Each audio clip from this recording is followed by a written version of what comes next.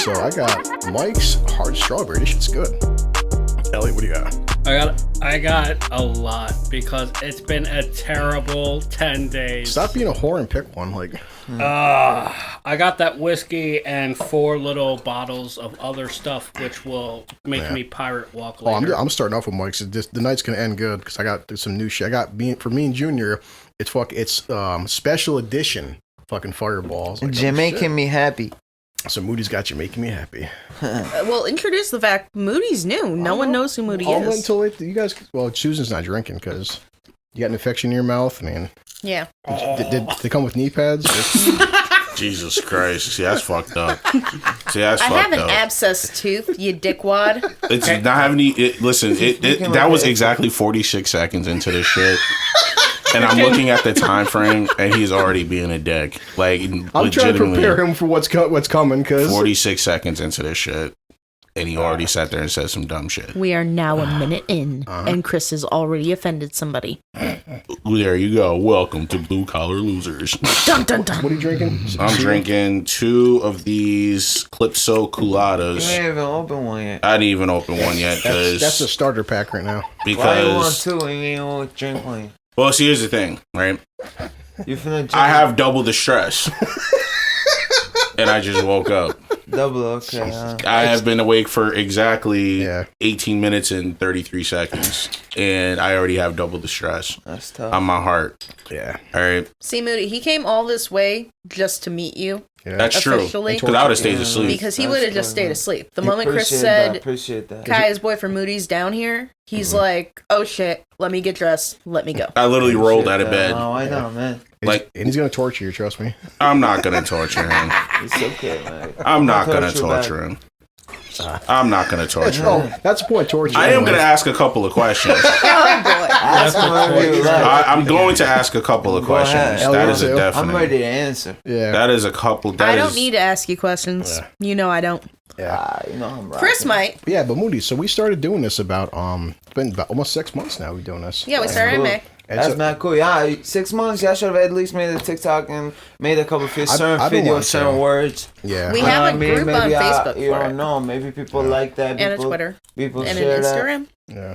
Yeah, we have Instagram, Twitter, Facebook. It just takes time. It's like we still need to get the YouTube step channel by up. step. Everything step by step. No, next is YouTube. It just like the thing with YouTube is like to make a 10-minute video takes a couple hours, and when I'm working, you see, I'm working every damn day, so it's like it's hard for me to sit down sometimes. Like days off. Even getting us, with my day off, I'm always running around, so it's a pain sometimes.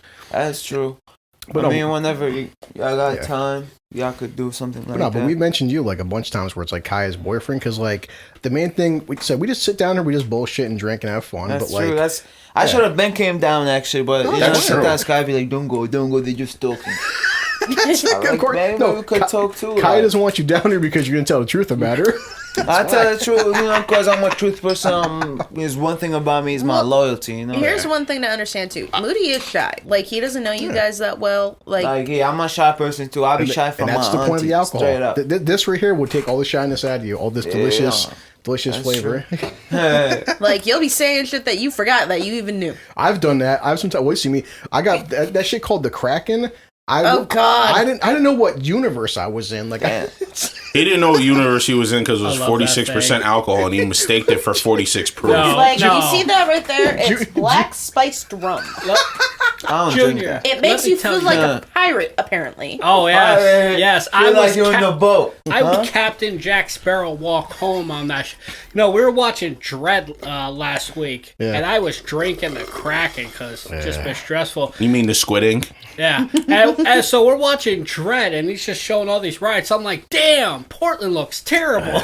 Oh shit, that's fucked up. But yeah, that's fucked up because it's true. I've asked Kaiya to come down. The point is, like you said, we're just like everything we say, we're gonna fuck with you, but it's not personal. We're busting balls. Like I said, like his dad said, he's got stories about his father. His dad will go onto a ride and get stuck because he's so fat. His dad has broken so many rides. It's not the fact that he broke rides, it's that he broke physics.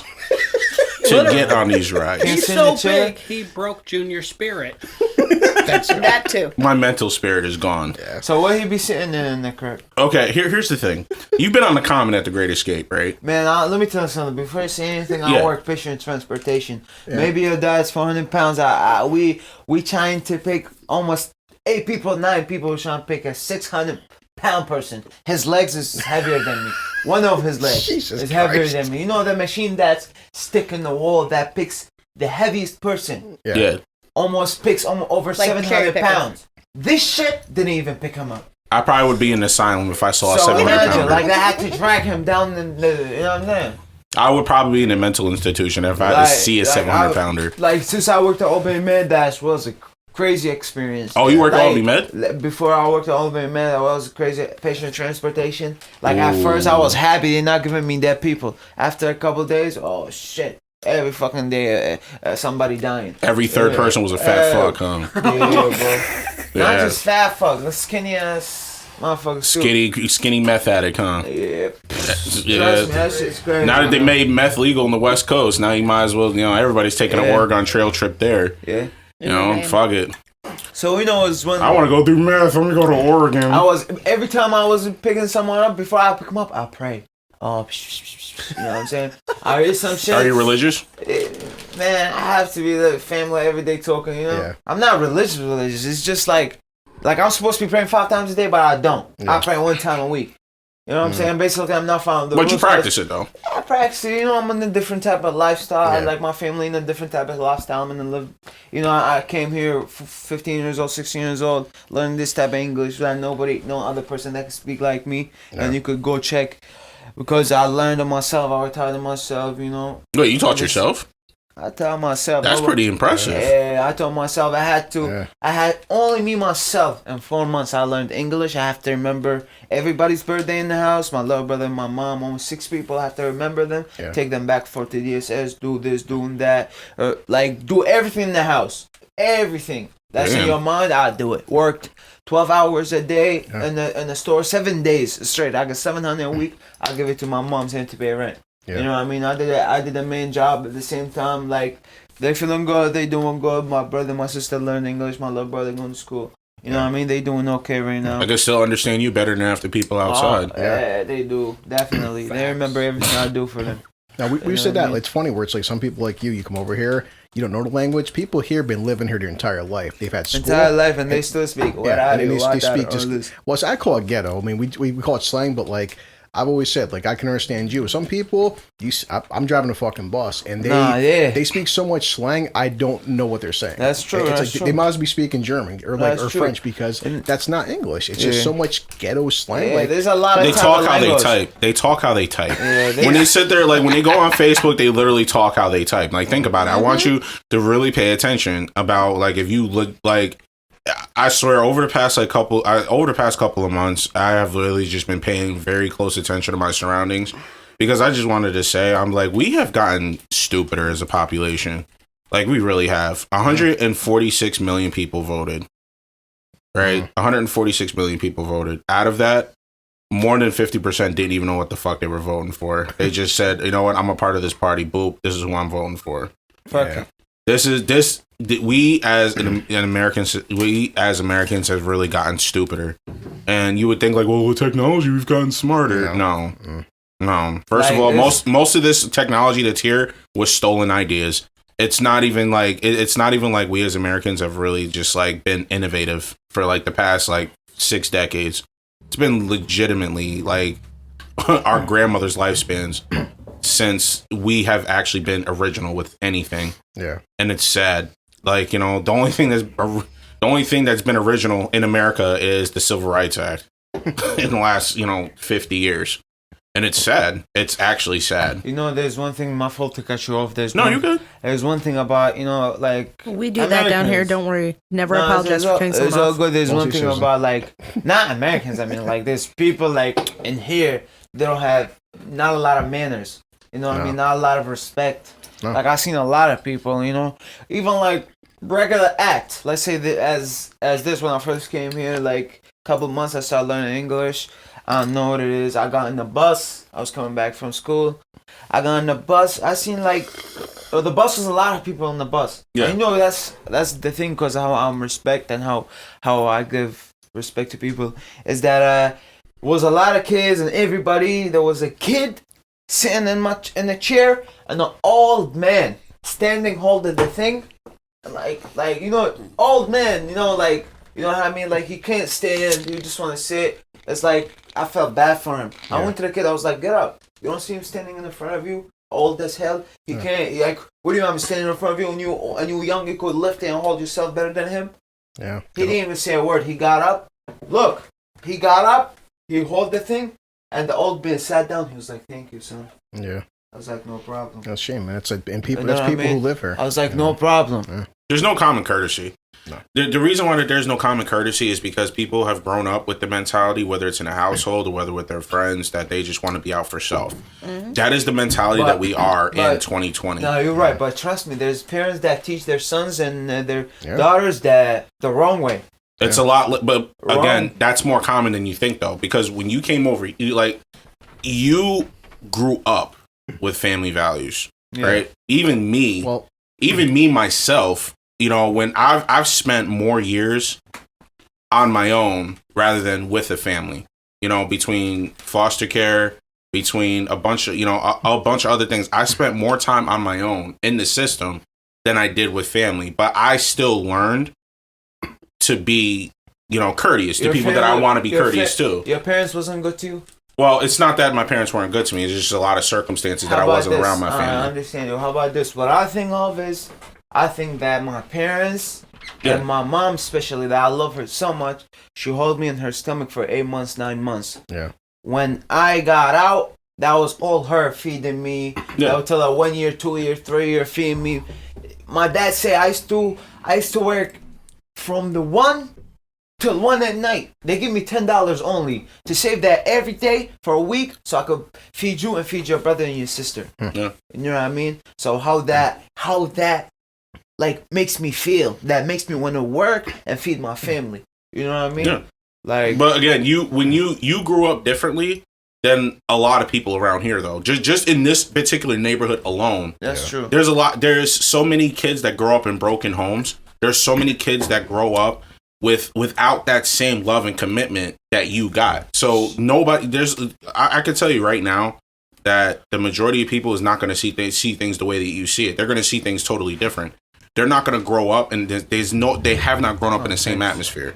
You know, like, yeah, we understand, like, you know, things like common courtesy, respect is things that not even things that your parents show you, but it's something that you teach yourself. Yeah. A lot of those things is self-taught. It's not just your parents. It's something that you see self-teaching yourself. I come with you. Because you're going to be by yourself at some point. At some point in time, you're going to experience life lessons on your own.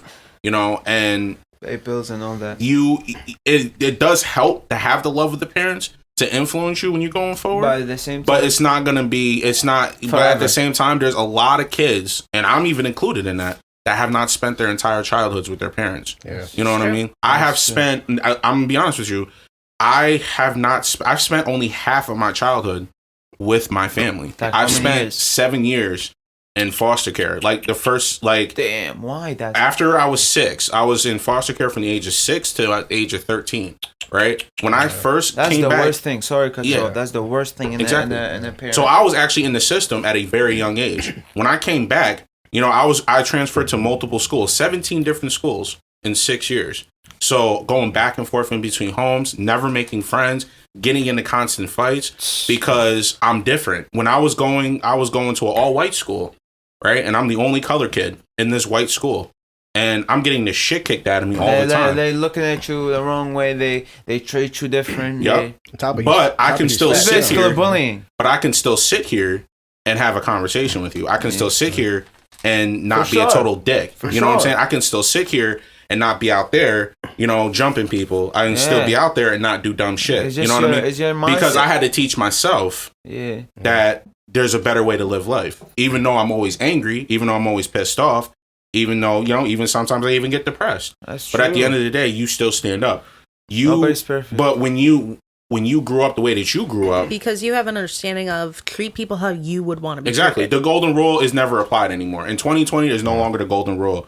It is called the selfish treatment. It's no longer the golden treatment. It's the selfish treatment. Yeah, I bet for you. Whereas I'm going to treat you the way I want to treat you, and you better treat me right. That's what is in 2020 now. But with you, it's different. You know what I mean? When you grew up with a family that is about self-sacrifice. You grew up with a family that understood, you know, we're going to be in this together. You grew up with values. Yeah, you grew up, you know what I mean?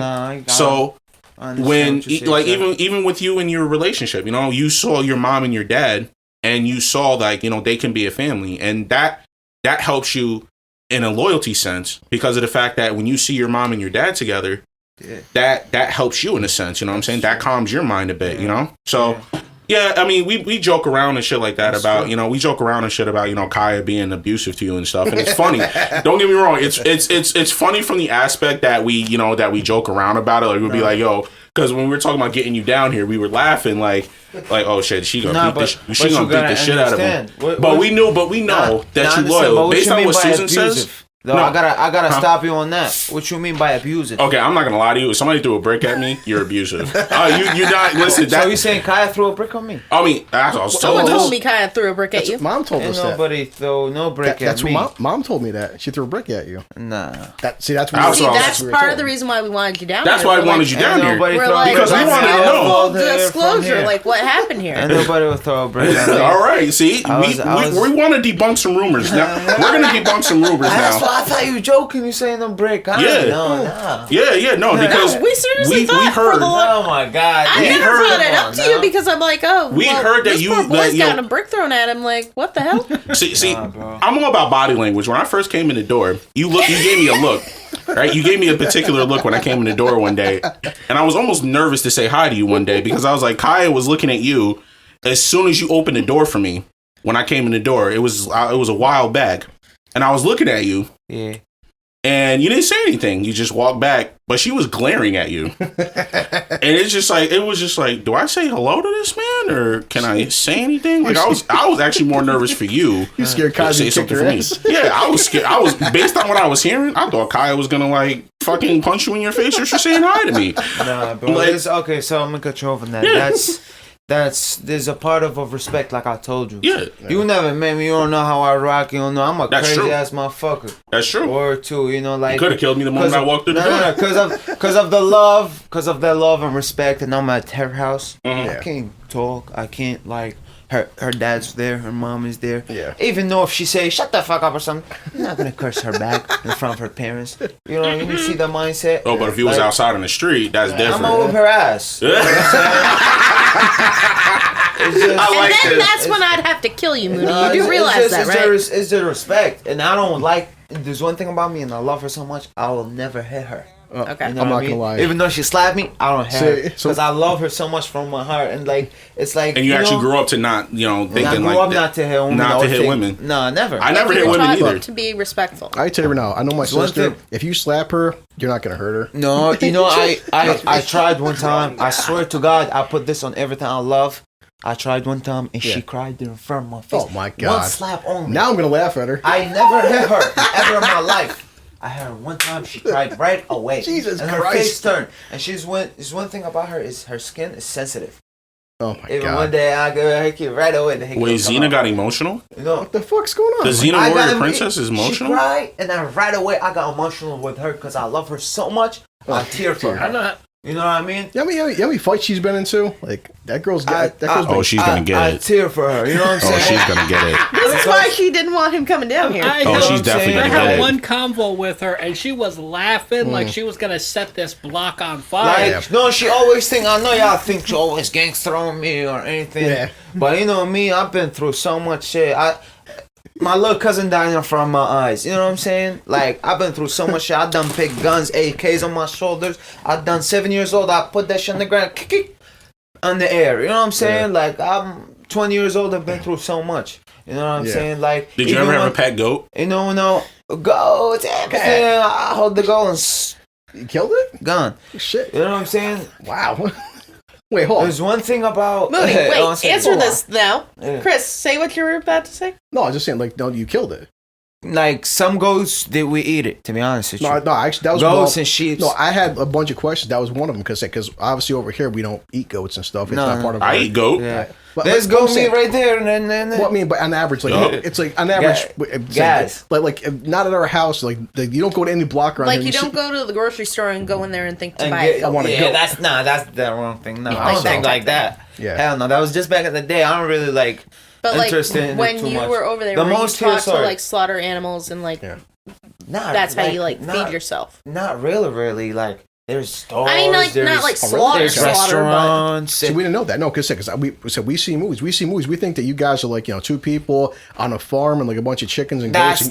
Come on, we in the country. That's that's how we see movies. Like we don't know. There's some places there's farms, all different type of stuff. Yeah. There's one thing about there is oil is so good. Everybody was fighting for it. And by the way, I'm from Iraq. You know what I mean? Like I grew up, man. Son, crazy. Even like I don't know, is that I'm the most craziest person in the family. That everybody got straight hair when they grew up. Yeah. Everybody. The only me, I got curly hair. Look at me. Only me out of all the family. And the one thing about my mom told me, everybody came out of my stomach good, and it didn't hurt me. Yeah. Only you, Moody, she said, you hurt my stomach. See. You can't talk to Junior about hair because you know what I'm saying? He gets sensitive about that. Yeah. Like, no, trust me. Hair is Gucci. Look at him. Look at him. Haircut. I'm a barber. Look. It's not that. It's not that at all. See, what it is that my dad is bald, and I'm losing my hair, but I'm using Rogaine to kind of gain back some of my hairline. Let me see. You know, so that look was priceless. He's just like. I was just like... He's like, let me see this. If only I had. Trust me, I don't know about your metabolism or your... I'm fat. My metabolism is slow, and my depression is high. That's pretty much what it is. He's losing his hair. What I'm saying? So I don't think I'm going to lose a lot of hair. It's too late. Hi. No, I got a 5 head, but it's fine. Like, look. Moody, Wait, did you embrace that nickname? Xena the Warrior Princess? No. You Say hi to Junior. You haven't seen him in a million years. You know? Yeah. Look, she's happy because she's got a drink in her hand.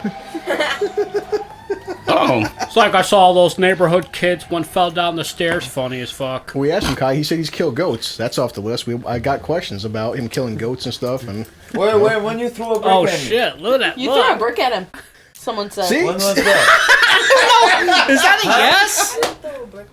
You heard? Mom told us that. Where am I? Bring her downstairs too. Mom said you're beating the shit out of him. Downstairs too. We got a lot of rumors we got to debunk here because apparently his mother said a lot. So we got a lot of rumors to debunk about you. Somebody throw a brick on me, man. Yeah, I heard, man. Flipped. That's She's over there smirking. I don't know what to believe. That's why I said, you know what? If you slapped her for that, I don't understand that. Jen was the one who admitted that. You know how heavy is the brick is, brother man? I know. That's deadly. That shit will open your head. You're dead. Yep. Exactly, going to sleep. When I kill you, but no, the thing was, they said he dodged her throwing a brick at him. Oh yeah, I would have dodged it too. I'm not trying to catch that shit. If somebody threw a brick at me, I'm gonna dodge it. I was told this. I knew there was one day you guys got into an argument or something. You left. I heard you come out of a room and say, "I'm not gonna keep dealing with this. She's mean to me, whatever." And you took off. And Nancy and Moody went in and talked to you, and I was telling them that, and then Jen's like, "No, she threw a brick at him," and I'm like, "What? What the fuck? When the fuck did she throw a brick at him? Because I wasn't here for that." They like to drink Coca Light, so yeah. I don't know about that. So we always figured Kaiya was weighing you down because I figured you had guns, you dodged wars, and your one weakness is Kaiya. So it's it proves American women can just kill a man's pride and his soul. So you see what I was a strong man. Then I met her. It's just yeah. Kaiya, you haven't so much as smiled around me in all the time that I knew you, and I heard that you get emotional. And I'm over here you have not even cracked a smile in any of the times you've been around me. I bring her and my friends, she never laugh. I say, Kaiya, when you walk in, laugh. When you walk in, say hi. No, Kaiya. Kaiya was smiling on my birthday. That's because it's Junior. He makes everybody laugh. Just smiling on Chris's birthday. I'm pretty sure it's me. I'm pretty sure it's me. Moody, Junior let Kaiya because he tells Kaiya stories about his fat father, and it makes her laugh because, how bad his it's depressing. Do you understand what it is? Do you understand what it means to go to an amusement park, and when you see somebody that big, and he just can't fit anywhere in society, in life. Embarrass you, but it's embarrassing as fuck. Listen. But that's when you get on. Listen, when you get on the Raging River, you know what the Raging River is, right? It's a big ass tube ride that's in Great Escape. And I'm sitting elevated because he's sitting across from me and he's in the water. Look, like he's already getting wet before the ride starts. I know. Can I tell you something? I'm in the air getting sunburnt on the back of my neck. And I'm trying to get wet. But his fat ass is gravitating toward the waterfall. To be honest with you, I know it's embarrassing. I know it is. It's funny. And I know everything, but that's your dad. Remember, don't talk about him too much. I don't want to be in your feelings or anything, but don't talk about him too much. He can't help it. Making laughing of him is too much. Is not good. Listen, this is 11 years of mental torture. I'm gonna talk about him until the day I die because he tortured me for 11 years. 11 years. I remember you told me foster care. I remember that. I'm talking 11 years. You got the right to say anything you want. Yeah, I got 11 years of mental torture in my blood when it comes to that man. I am going to say, you got the right. I'm going to bash this man until the day I die. How much time you got? Like Moody, I was there where, like, with him, he's got 2 younger brothers. His dad would call the pizza spot. He's like, okay, guys, I want to get 3 large pizzas and 50 wings. He looks at his kids like, what do you guys want? It's done. 50 wings. Okay, no, 3 pizzas and 50 wings. And 50 wings. That's only for him. No, that's only for him. Yep. Man, what kind of pizza? Mark has a soulmate he would get one pizza. Now you see how your eyes got all bug open, right? Like your eyes like, oh shit, he can eat that much? Yes. That's too much. He would get one pizza. That's his dinner? Yes. What's his breakfast? I don't fucking know. Just eggs. Cinnamons. He accuses me of stealing his food. Now, back in 2013, I looked like a cancer patient. I did some drugs, but I looked like a legitimate cancer patient back in 2013. I was literally starving myself. Damn. So you were bald. But this man was blaming me for stealing his food one day. Like, he woke me up at 4 o'clock in the morning. He's like, did you take my cinnamon bun? I'm like, that's your dad? Yes. He woke me up at 4 o'clock in the morning. His name correctly either. Bun. That's funny as hell. Yeah. His dad can't say his name correctly either. His name is Junior. Okay. But he calls him Jur. He can't say my name properly. He can't even say his own son's name properly. He doesn't have enough oxygen in his lungs for the second syllable. Damn, man. Yeah. So when he wakes me up at 4 o'clock in the morning to accuse me of stealing his cinnamon bun, and I literally went to bed not eating. Like, I have Coke residue on my nose. So I did Coke before I went to sleep. Like, and he's asking me if I stole his cinnamon bun. And it's like, dude, I'm starving myself. And you're asking me if I stole your cinnamon bun. He eats so much he doesn't even remember what he eats. Like, when you eat so much that you can't even recount what you ate, so you just start accusing everybody of eating your shit. That's bad. Sure. You took my cinnamon bun? Yeah. Moody, you haven't been here for a lot of my stories. How about the but I can tell you right now. But I can tell you right now. Listen, I can tell you right now. If you lived through half the shit that I lived through, you sing a different tune. How about I tell you this? I understand you. How about I tell you this? My dad's crazy too. Well, my dad, the words he come out of his mouth and the word that he say to me. But can he wear sneakers? Can he wear sneakers? Does he wear shoes? Huh? Can he wear sneakers? I mean, can wear sneakers. Yeah. Can he fit on roller coasters? I'm gonna keep going with these questions. Like, he can fit on roller coasters. He can wear sneakers. He's probably not bald. That's crazy. Being a part of a professional sports team. He doesn't wear birth control glasses. He doesn't. He doesn't ask. I introduced him to 2 of my girlfriends, and he asked about their mother. So he's already all about incest because he's like, all right. He already wants to slide in her DMs. Yeah, because he's trying to hook up with every one of my girlfriend's mothers. So apparently he wants a family affair with every girl that I hang out with. But I thought he had a toothless velociraptor. Okay, and here's another thing too. He married. How old is he right now? Okay, he's 53. Yeah. All right. No, he's still 50, ordered 3 pizzas and 50 wings. He's 55. No, actually, he's 55. He's 55. Damn. Shit, bro. Damn, he's too heavy, bro. Yeah, he's too fucking heavy. You're damn right. He's a fucking medical mystery. Like, here's the thing. He's been 400 pounds for like 6 years. Like, what the fuck is... Than that. A human heart is the same for everybody. It's the same size. Yo, make a TikTok and take a video. Oh, God, take a video of him on TikTok? Yes. Yeah, bro. When he ordered food, bro, take a picture, take a video on that ass. You're gonna get famous. Tell him to get do the some money out of truffle his shuffle, and then do it to the wiggle. First wiggle. of all, he can't. You know he can't move that well. Actually, that's I don't the first. And thing. there's a TikTok saying it's saying I like some fries and chicken. Yeah, no, you gotta have like Snoop Dogg do the wiggle, and throw something at him. All right, so let's break down. So we call you Moody as an actual nickname. What's your actual name though? My real name is Muhammad. Muhammad. So is it Muhammad or is it Muhammad Moody or just Muhammad? Muhammad as samurai. Yeah. Sure. Wow.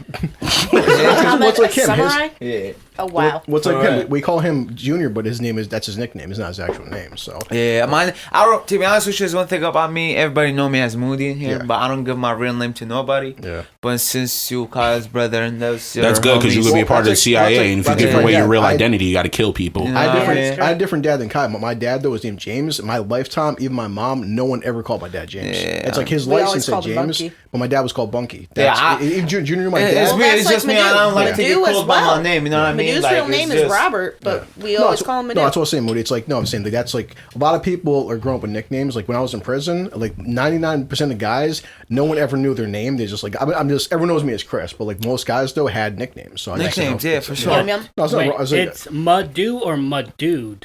Madu. See, he never that's what we call Kaiya's dad. Hi. Never knew his name. It's just like, but his real name is Robert. But Kaiya's dad, I've known Kaiya's dad before she was born. I've never called 30 him. years. I never called him his name. I've always called him his nickname. So for the last 6 months, I didn't even know his name. They're like Madu. I'm like, what the hell is Madu? But no, so okay, so you're 20 years old. So so you've been here what 5 or 6 years? Yeah, about 4 years and a half. 5 years. Say 5 years. Yeah. Now I was wondering because it's like comedy, but being serious. But why So you're from Iraq now. What was the reason you guys came here for? Was it safety? Was it better money? For sure, safety. Yeah, safety and education.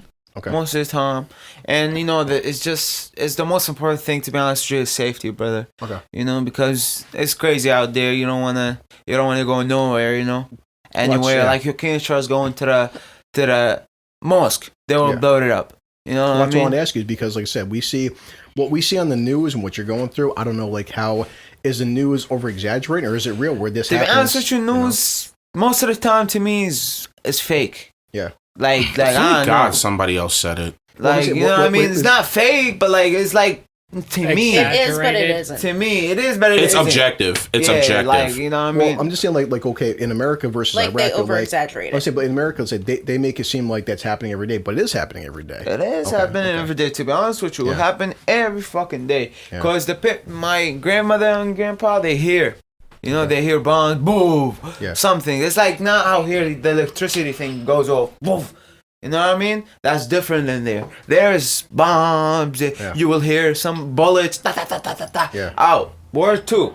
I'm not lying to you. You see in your house and you will hear.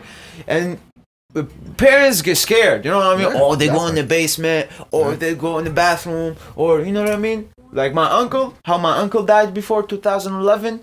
They jumped from the door. They jumped from the door, and there's one thing about them, they take the mans. They take when they grow over 18, over 19, over 20, they want to take them. It's when they put them in the military, right? They want to take them to the military, trade them like slaves, do this, do that, do that. You know what I mean? So my uncles, my grandma didn't want them to go.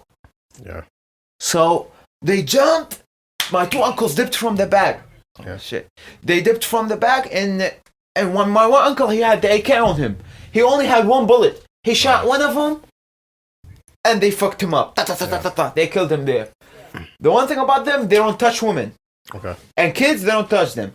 Even if they're boys, they're young, they don't touch them. So the woman went in the back. They wait till they're 18, though, and grab them. After they kill them, No, so they wait till they're 18, 20. Yeah. Maybe 21. You know what I mean? It's all how they look at the people. Maybe they got beer or something. Bring your ass over here. Here it's like, That's why, sorry to cut you off, that's why at 2007, my mom sent my big brother to Syria. Sure. She sent him to Syria. She don't want him to stay here no more. No, you know what I mean? She sent me to Dubai. Okay. To live with my grandmother. I went there for school almost 8 years. 8 years? You know what I mean? Wow. Yeah. I went to school since I was young. After that, 2011, went back to Iraq. Process. Tick, tick, tick, tick, tick, tick, tick, tick, They brought us to America. Okay. 2014 and a half. Who decides that? Is that your mother and dad, or both of them decide? Mother and dad, yes, for sure. You know what I'm saying? We're supposed to be actually coming here from 2009. Yeah. I swear to God. But my brother was one of the nice soccer players. They was paying him every month almost $3,000 every month.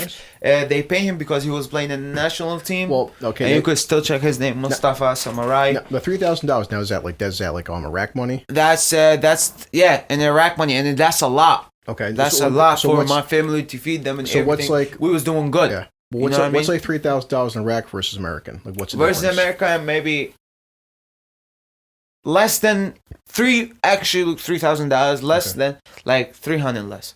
400 less than $3,000 in American. Okay, but that was a lot back in the day, to be honest with you.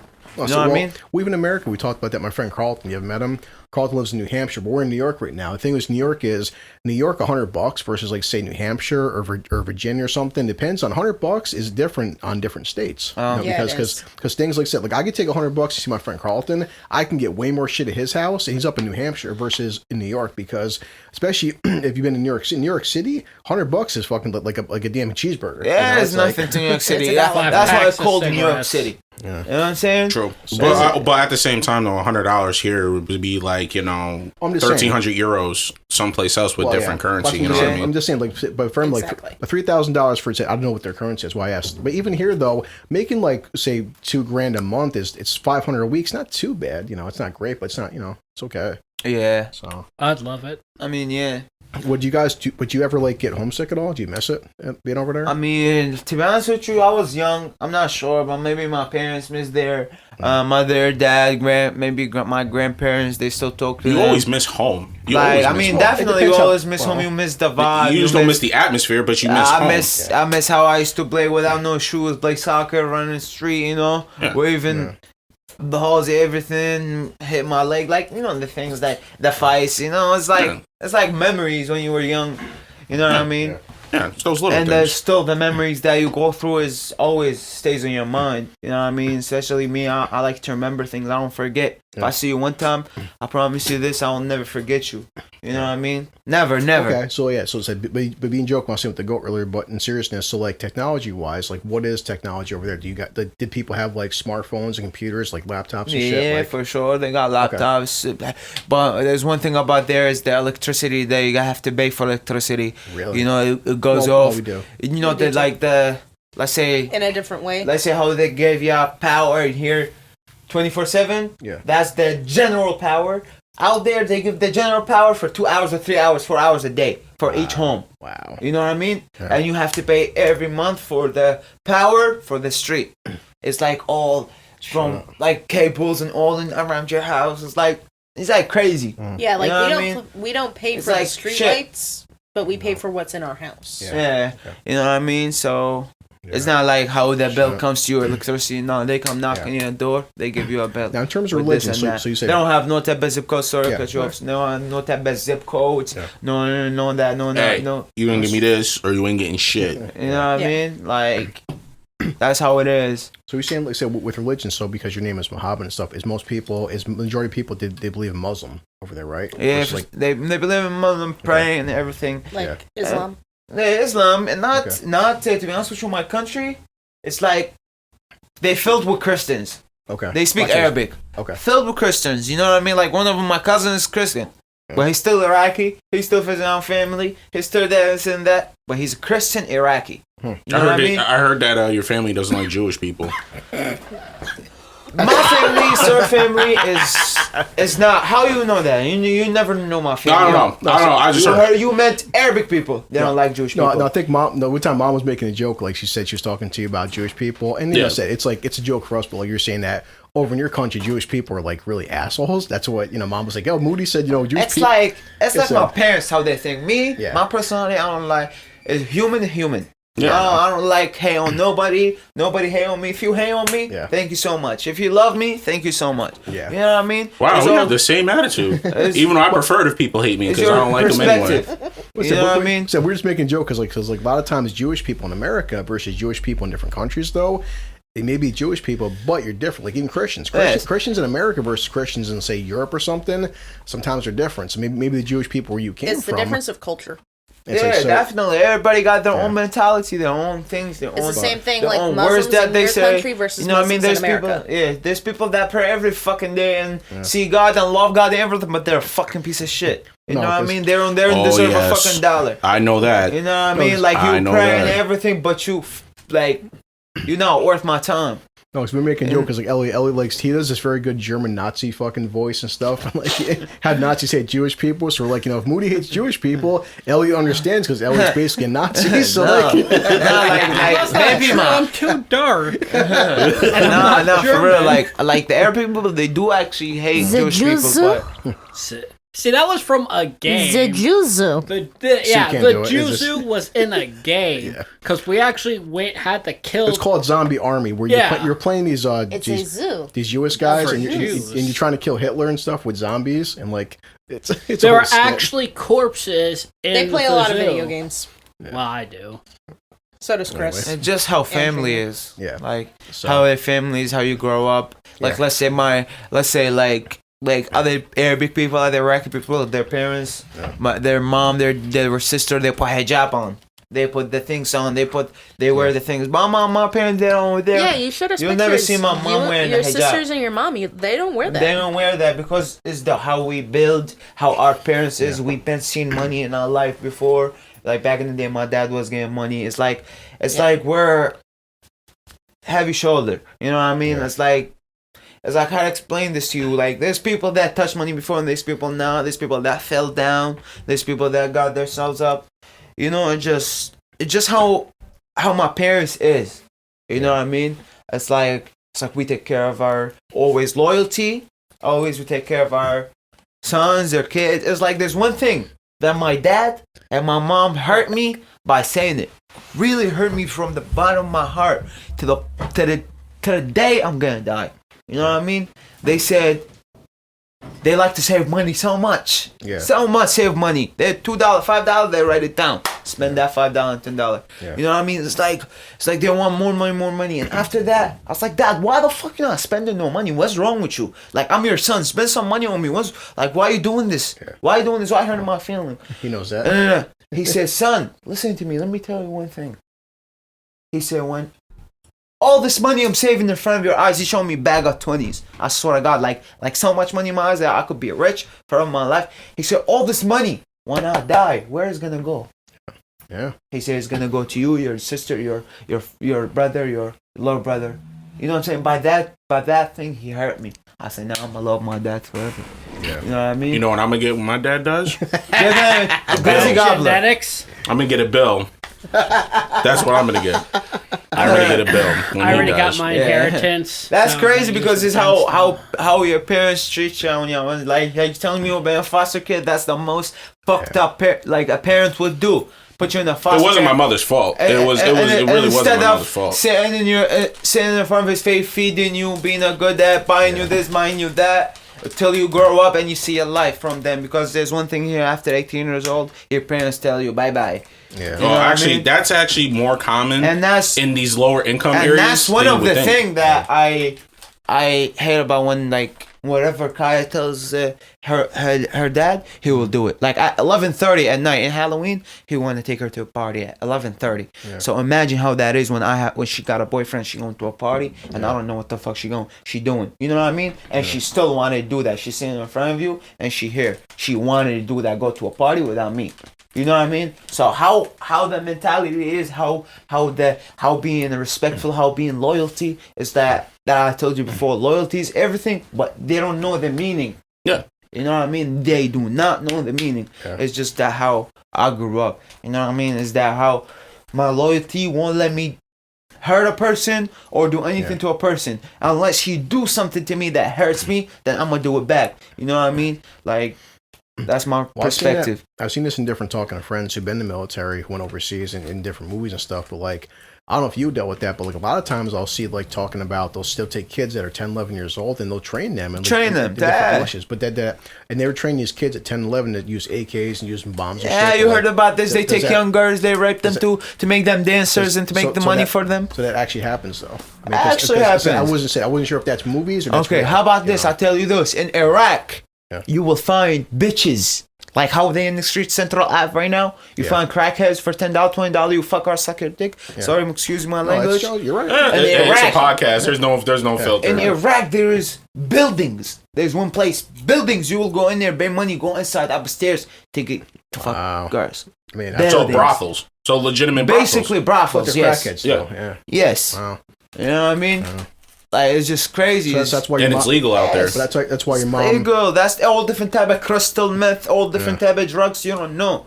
You know what I mean? Like, that's why your mom put you in Syria to get you away from that shit. Yeah. That's deep. You know, that's how my parents is smart. Back in the day, you know. Oh well, that's a lot smarter than my dad. Well, now is this true? Because being Muslims, I don't know much stuff. My kid's mother, years ago, she had a friend of hers, and I'm not sure what she's something Middle Eastern.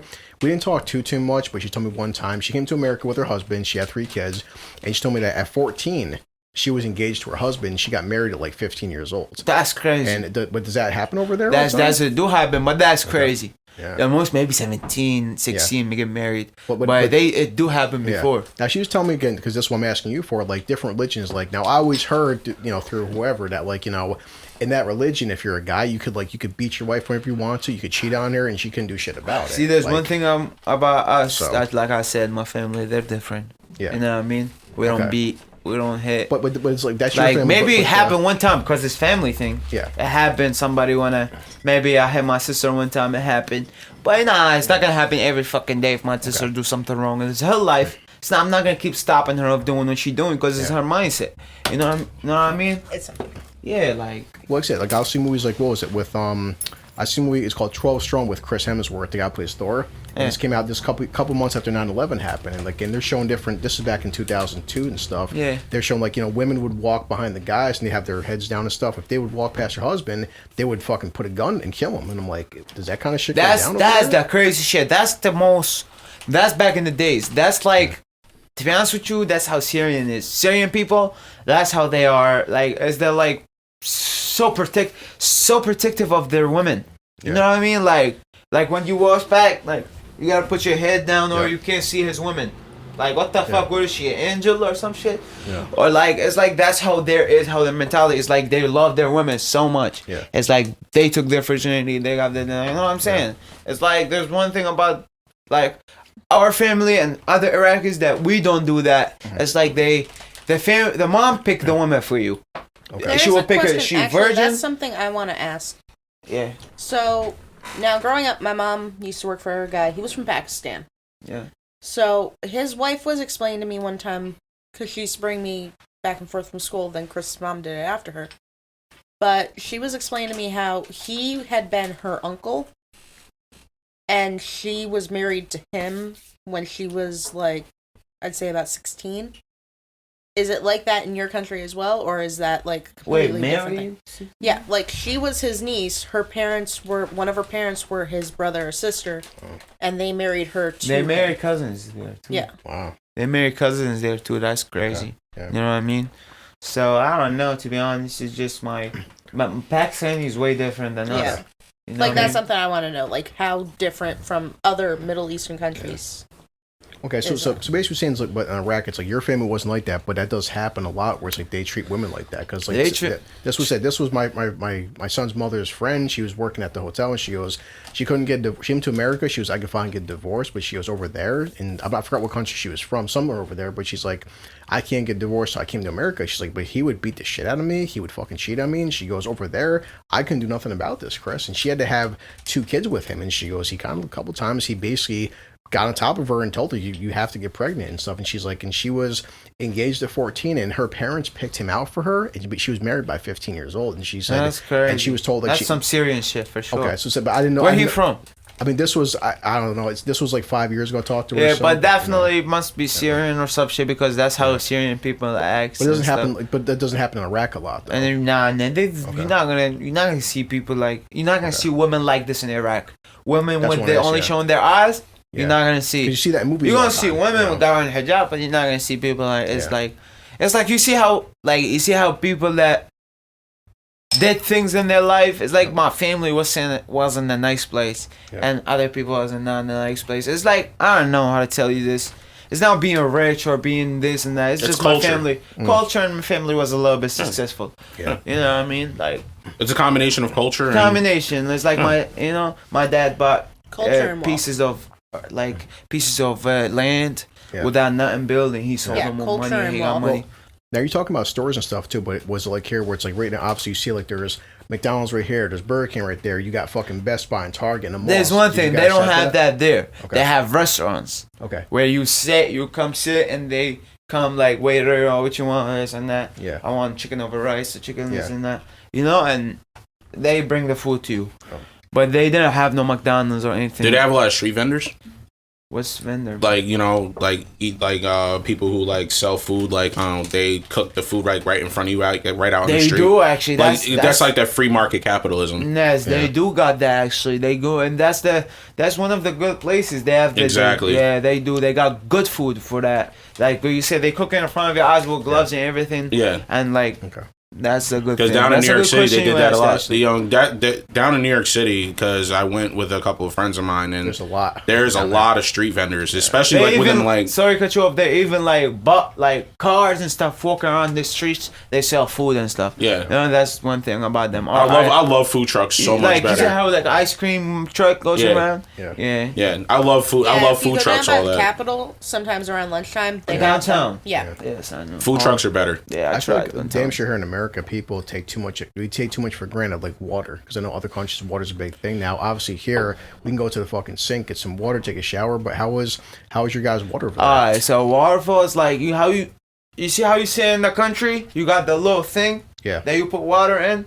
They're same. Every house got the thing that you put water in, and open the thing, water comes down. Make sure you put clean water, filter water, and and even with TV or anything, that little thing, the air thing that you put it like an antenna. Antenna. Yeah, that's how you get your channels and stuff. Do cities, like, as funny as this sounds, because I'll tell you a story at my dad's house, but like, how's your toilets? You guys just like flush toilets and stuff? Yes, there's two types of toilets we got too. I remember we got the toilet that you sit. You know what I'm talking about? They choose that little thing on the ground and you sit like that. Oh shit! Wow. Yeah, and this was so comfortable. I'm being dead serious. This was not like that. You sit like that. Sometimes it doesn't come out straight. Sometimes you have to sit this, or I put my leg up. There you just sit down like that. Everything goes down. Damn. You know what I mean? I was saying because like years ago, but my dad's Chris house, would love that one. Oh yeah, Chris would definitely love that one. Well, the amount that he shits. I used to spend summers at my dad's house, like, because I had different dads in Kaiya, but like and my dad lived out in the country on a reservation up there. They had septic tanks, so we have sewers here. The septic tanks was like behind the house. They have a big almost like lake, and that's where all the shit went into because it wasn't sewers. Crazy, yeah. So what happened is because the septic tanks can't take toilet paper, it's too thick. So like no lie, when you sit down on a fucking toilet next to you, you'd have a bucket. And when you wipe your butt, you throw the fucking toilet paper into the bucket. To be honest with you, they're talking about toilet paper and stuff. Yeah.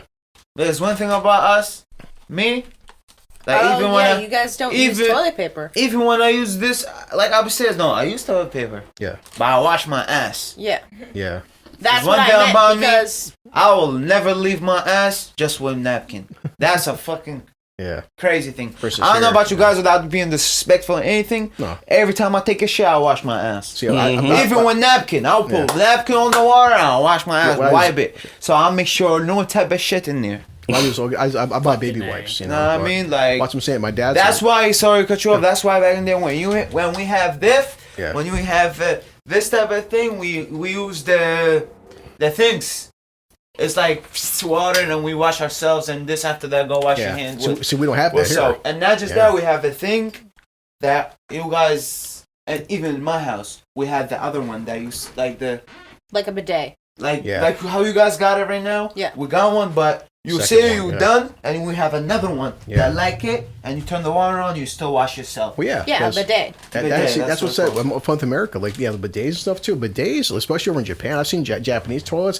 Every Japanese toilet, it's common for them guys to have a toilet. After you're done pooping, it's like there's water comes up your butt and cleans you out. In America, it's crazy. It's funny how much stuff our country's behind. Like you're saying with technology, I've talked to Mom's talking about the whole 5G thing, and Junior said it. We've said it before. Like America, other countries have had 5G. Like 10 years ago.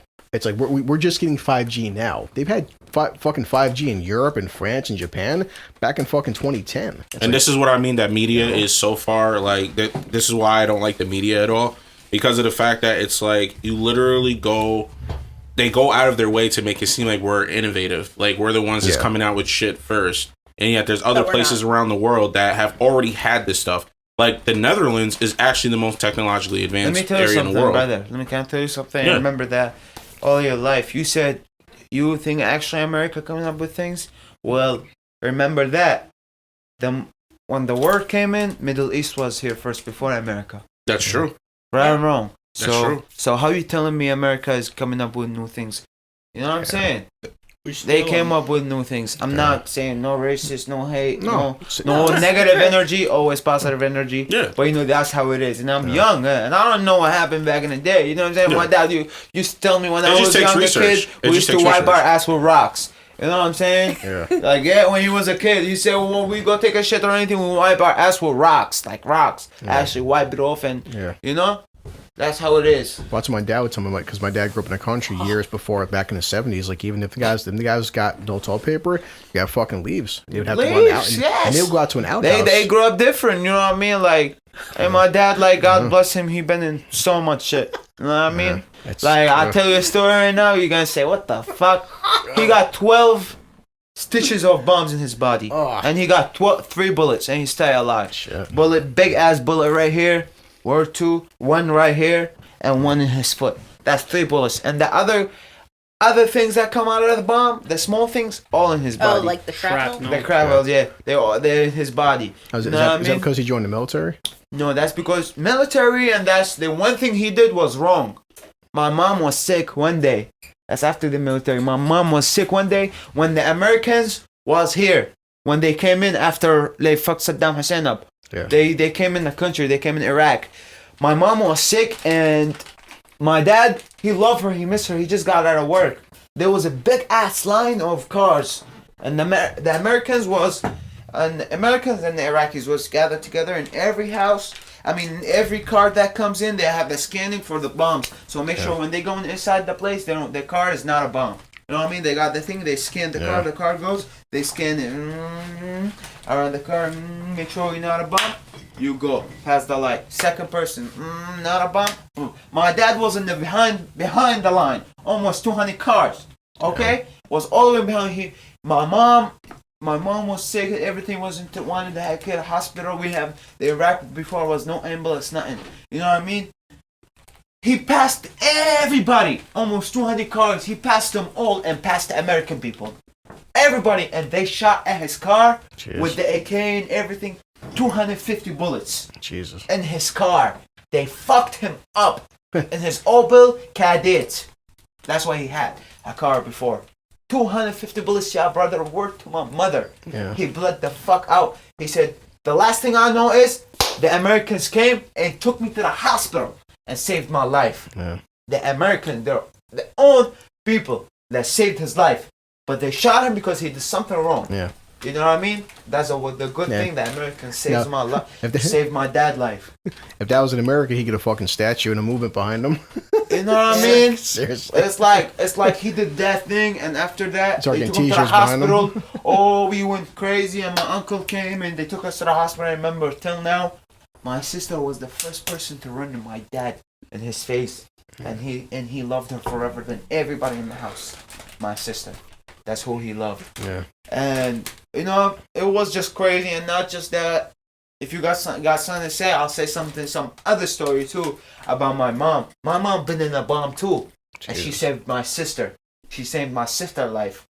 Like you know how the bomb went off? She stand in front of my sister, and she saved her. And all the things from the bomb went inside my mom's back. Shrapnel. And you go right now to my house, word to my mother, you will feel the bomb things and my mom back. She's scared to take them out. 7 of them in her back. On 1, 2, like 3 here and here. She's scared to take them out. Because it's probably in vital spots. She's scared to take them out. She said she will die. Till they will grow up, man. She will pass away whenever she wants. You know what I mean? It's just how crazy. Has she ever thought about going to a hospital to get them taken out, or was she always too scared? She thought about it, but she always scared. My mom is a chicken. You know what I mean? It's like she's scared as well. fuck. I mean, considering the fact that you're protecting your child. I mean, you're brave enough to protect your child. Let me explain to you how that is. Yeah. And I'm so a bitch ass. I'm a bitch ass because I'm unlucky. Yeah. I'm unlucky about things. Like she went to the fucking stores to buy shirts for me for the holiday. Yeah. For fucking me. And one of these were to my mother. I don't have that shirt. I don't know where is it. The shirt that she bought, I swear to everything. I hope God fuck me up if I'm lying to you. There was a hole in that shirt from that bomb. Cheers. When she was holding the bag. That's how crazy it is, brother. She's like, look, son. That's your shirt. That's what I went for. I'm sure you probably got like a billion more stories, but like that's what. Not just that. Let me finish, Chris. I swear to God, that's my sister. After that, my sister from that bomb, from that craziness. Mm-hmm. My sister was going crazy, and she had something in her head from that bomb. Ugh. She was like going crazy. She was falling off right away, like and going. We had to take her to the doctors every time for months. Because of that bomb, she went like, I don't know. She got electric thing in her head. Yeah. Electric or something, in her head. Yeah. Because of that day.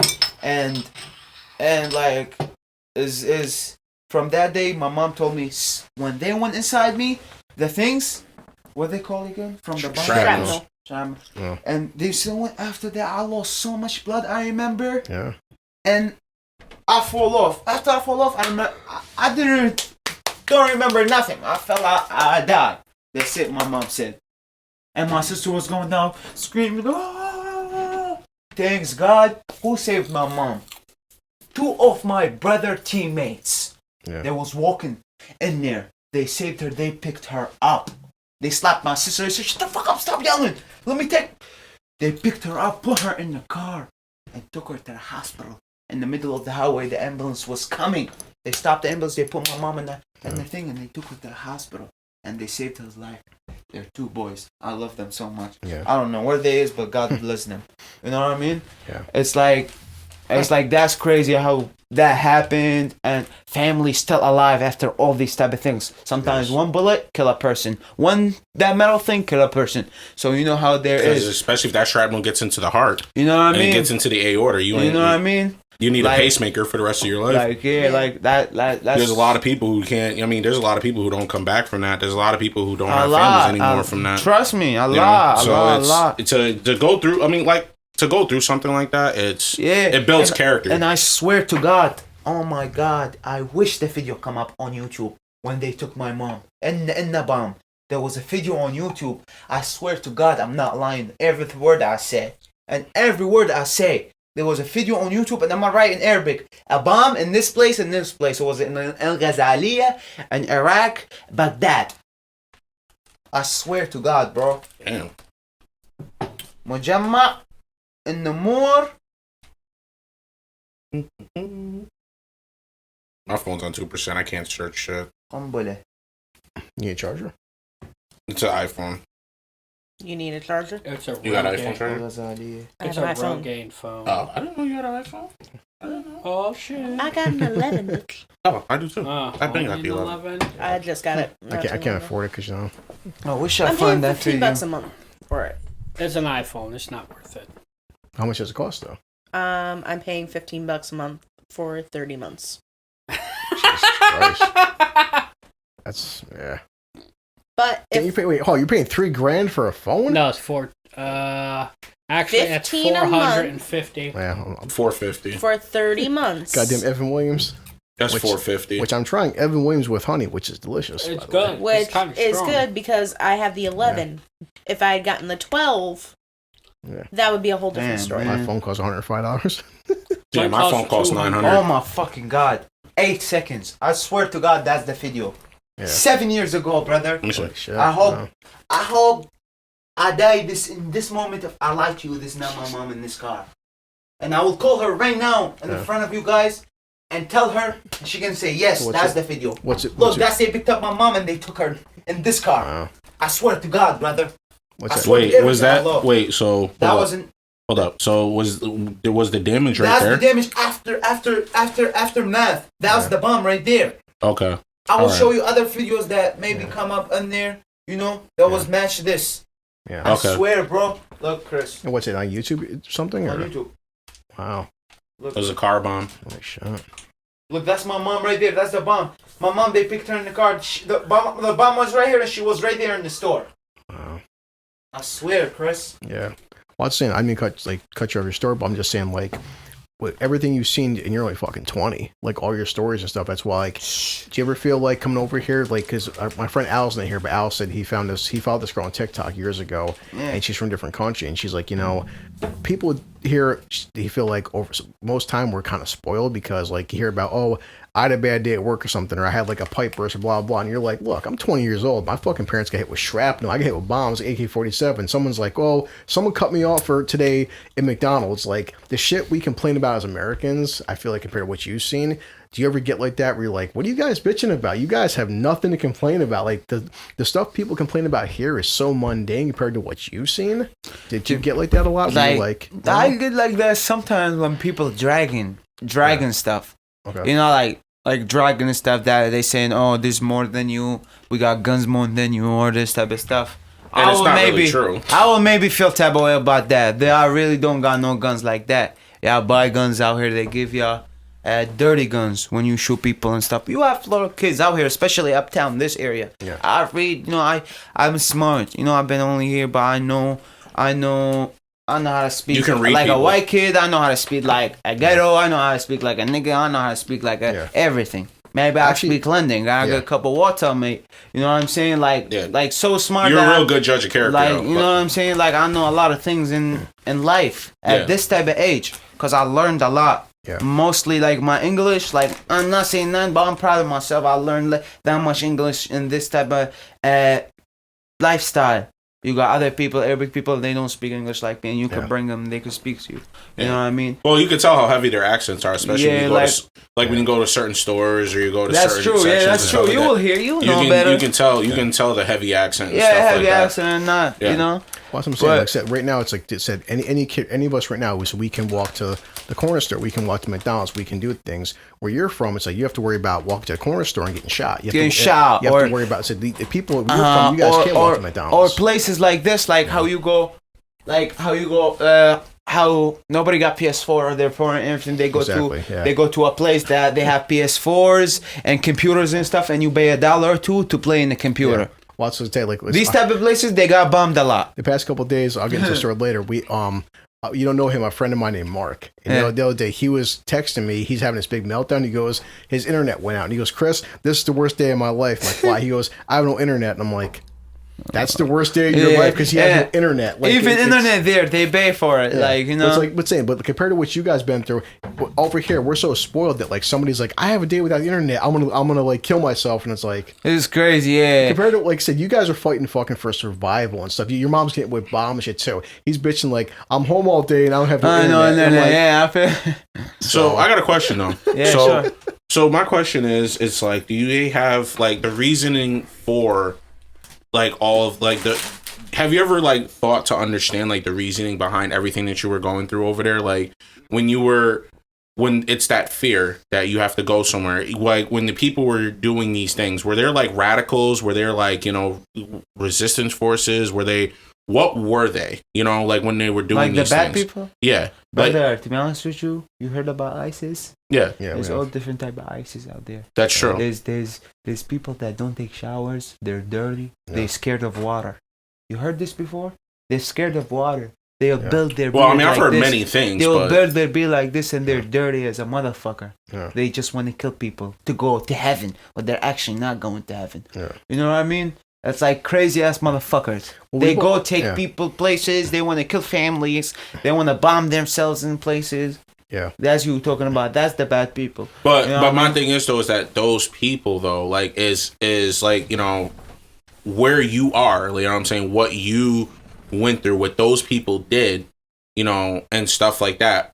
So because ISIS has been many things, like I've heard many things about ISIS, and I can't really confirm any facts about that because I haven't really. I've done more on like blue collar from like us blue collar workers. That's where I've done my research. So I have not done my research about any sort of militant activities in these areas. So I don't know that. But you say ISIS.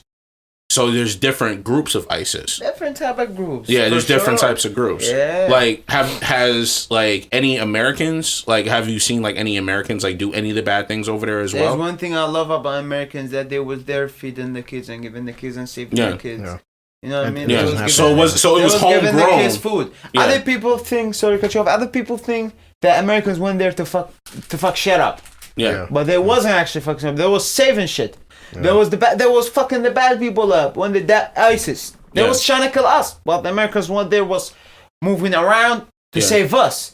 Was the ISIS homegrown or was it from other areas? They were from other areas. They will come in your fucking place to kill you and to fucking leave with their bum ass trucks. And are they like from neighboring countries or was they like just within the same country? You don't know where they're from. They're in Syria. They're in America. They're in Iraq. They're in Baghdad. There's Middle East. Yeah. They're going everywhere, bro. So it's just war torn. Yeah, they went to Paris. They fucked up Paris. Yeah. You probably heard before.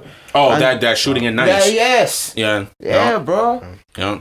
I heard about that. Or the woman who was beheaded just a week ago with a knife. Jeez. Or the school teacher who it's crazy. showed a picture of Muhammad. That's why I don't. That's why even in here. To be honest with you, even here it's crazy. Uptown low niggas, they shoot everything. Yeah. You give them $100, go kill me this person, they will go kill him for $100. Yeah. They don't give a fuck. I got a gun, pow, pow, pow, kill him. Go down. You know what I'm saying? That's one of the things. And the police will come after long. Oh, hold this and that. They actually pussy to get shot. You know what I'm saying? Yeah. Not just that. Out here, even now, Chris, I'll be honest with you, put cameras in front of the house. Yeah, put one camera, you got money, brother. Put camera in the front of the house. You don't know what's gonna happen, my brother. You got neighbors in the front of you there. They're big haters. Right there in front of you, right there. I'm not saying anything. They're haters and they're broken. They look at the cars. They look what you're saying. They see you from the windows coming. They work everything. You know what I'm saying? People look. People got eyes. People realize things. People see everything. Yeah. My house right there, Memorial Street, is a shitty street. I put 3 cameras. One in the back, one in the front, one in the middle of my house. Me, I don't even got money a lot like that, but I still spend to realize things, and it's in my phone.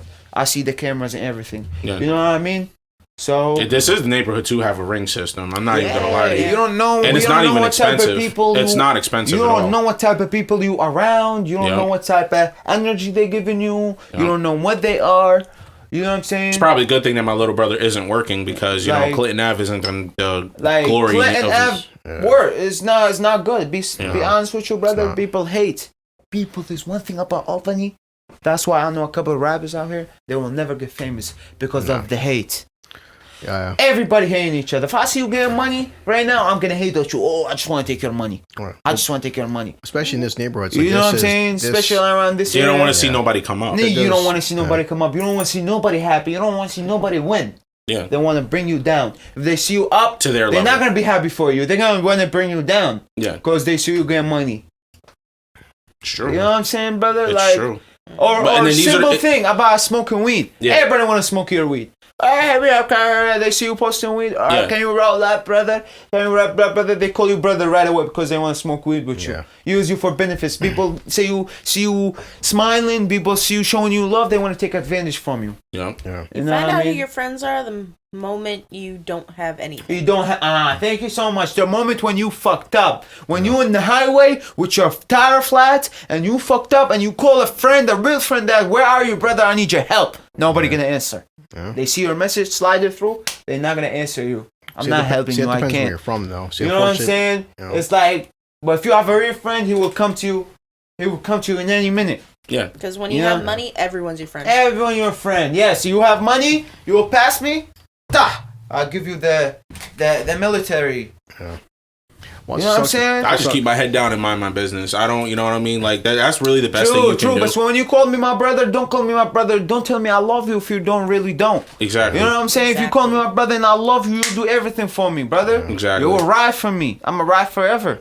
Like I told you, loyalty is everything, but they don't know the meaning. No. Well, that's what sucks me, though. Even, like, for your standpoint, the thing is, we're in Albany, New York. But, like, if you go to, like, say, Alabama or, say, you go to California or different, the thing is, New York, the spot we're in right now, this doesn't represent, and this is a lot of problem. This doesn't represent all of America. It represents a good percentage of it, though, to be 100% honest with you. And I'm going to say, and I'm going to throw this out on a limb because it's all over the place. Look at social media. Social media, I've said this before and I'll say it again. Social media has become the new public relations. Well, so now when whatever you say, whatever you do, it's going to have an impact. No matter what you post, people are going to judge you based on what you post on social media. It's not about your accomplishments outside of it. It's what you post on social media. It's your opinion about everyday things. Yeah. They don't really care. They don't really care about, you know what I mean? That's just what it comes down to, you know? Like all these rappers and stuff like that. Yeah. Like, you know, when they go on SoundCloud and things like that, the moment that they post something, they got a little bit of beef out here. Like, look at, there's actually good rappers that died. Pop Smoke, one of the nice rappers. 2 days ago, I don't know if you listen to him. He's a drill rapper. Yeah. King Von. No, actually, yesterday he died. Yeah. King Von. You know what I'm saying? They have beef with FBG. Didn't he get set up? I think he got set up. He got set up because he got set up this is how by one of his friends. Brother, I'm telling you, there's hate. Yeah. There's hate in people.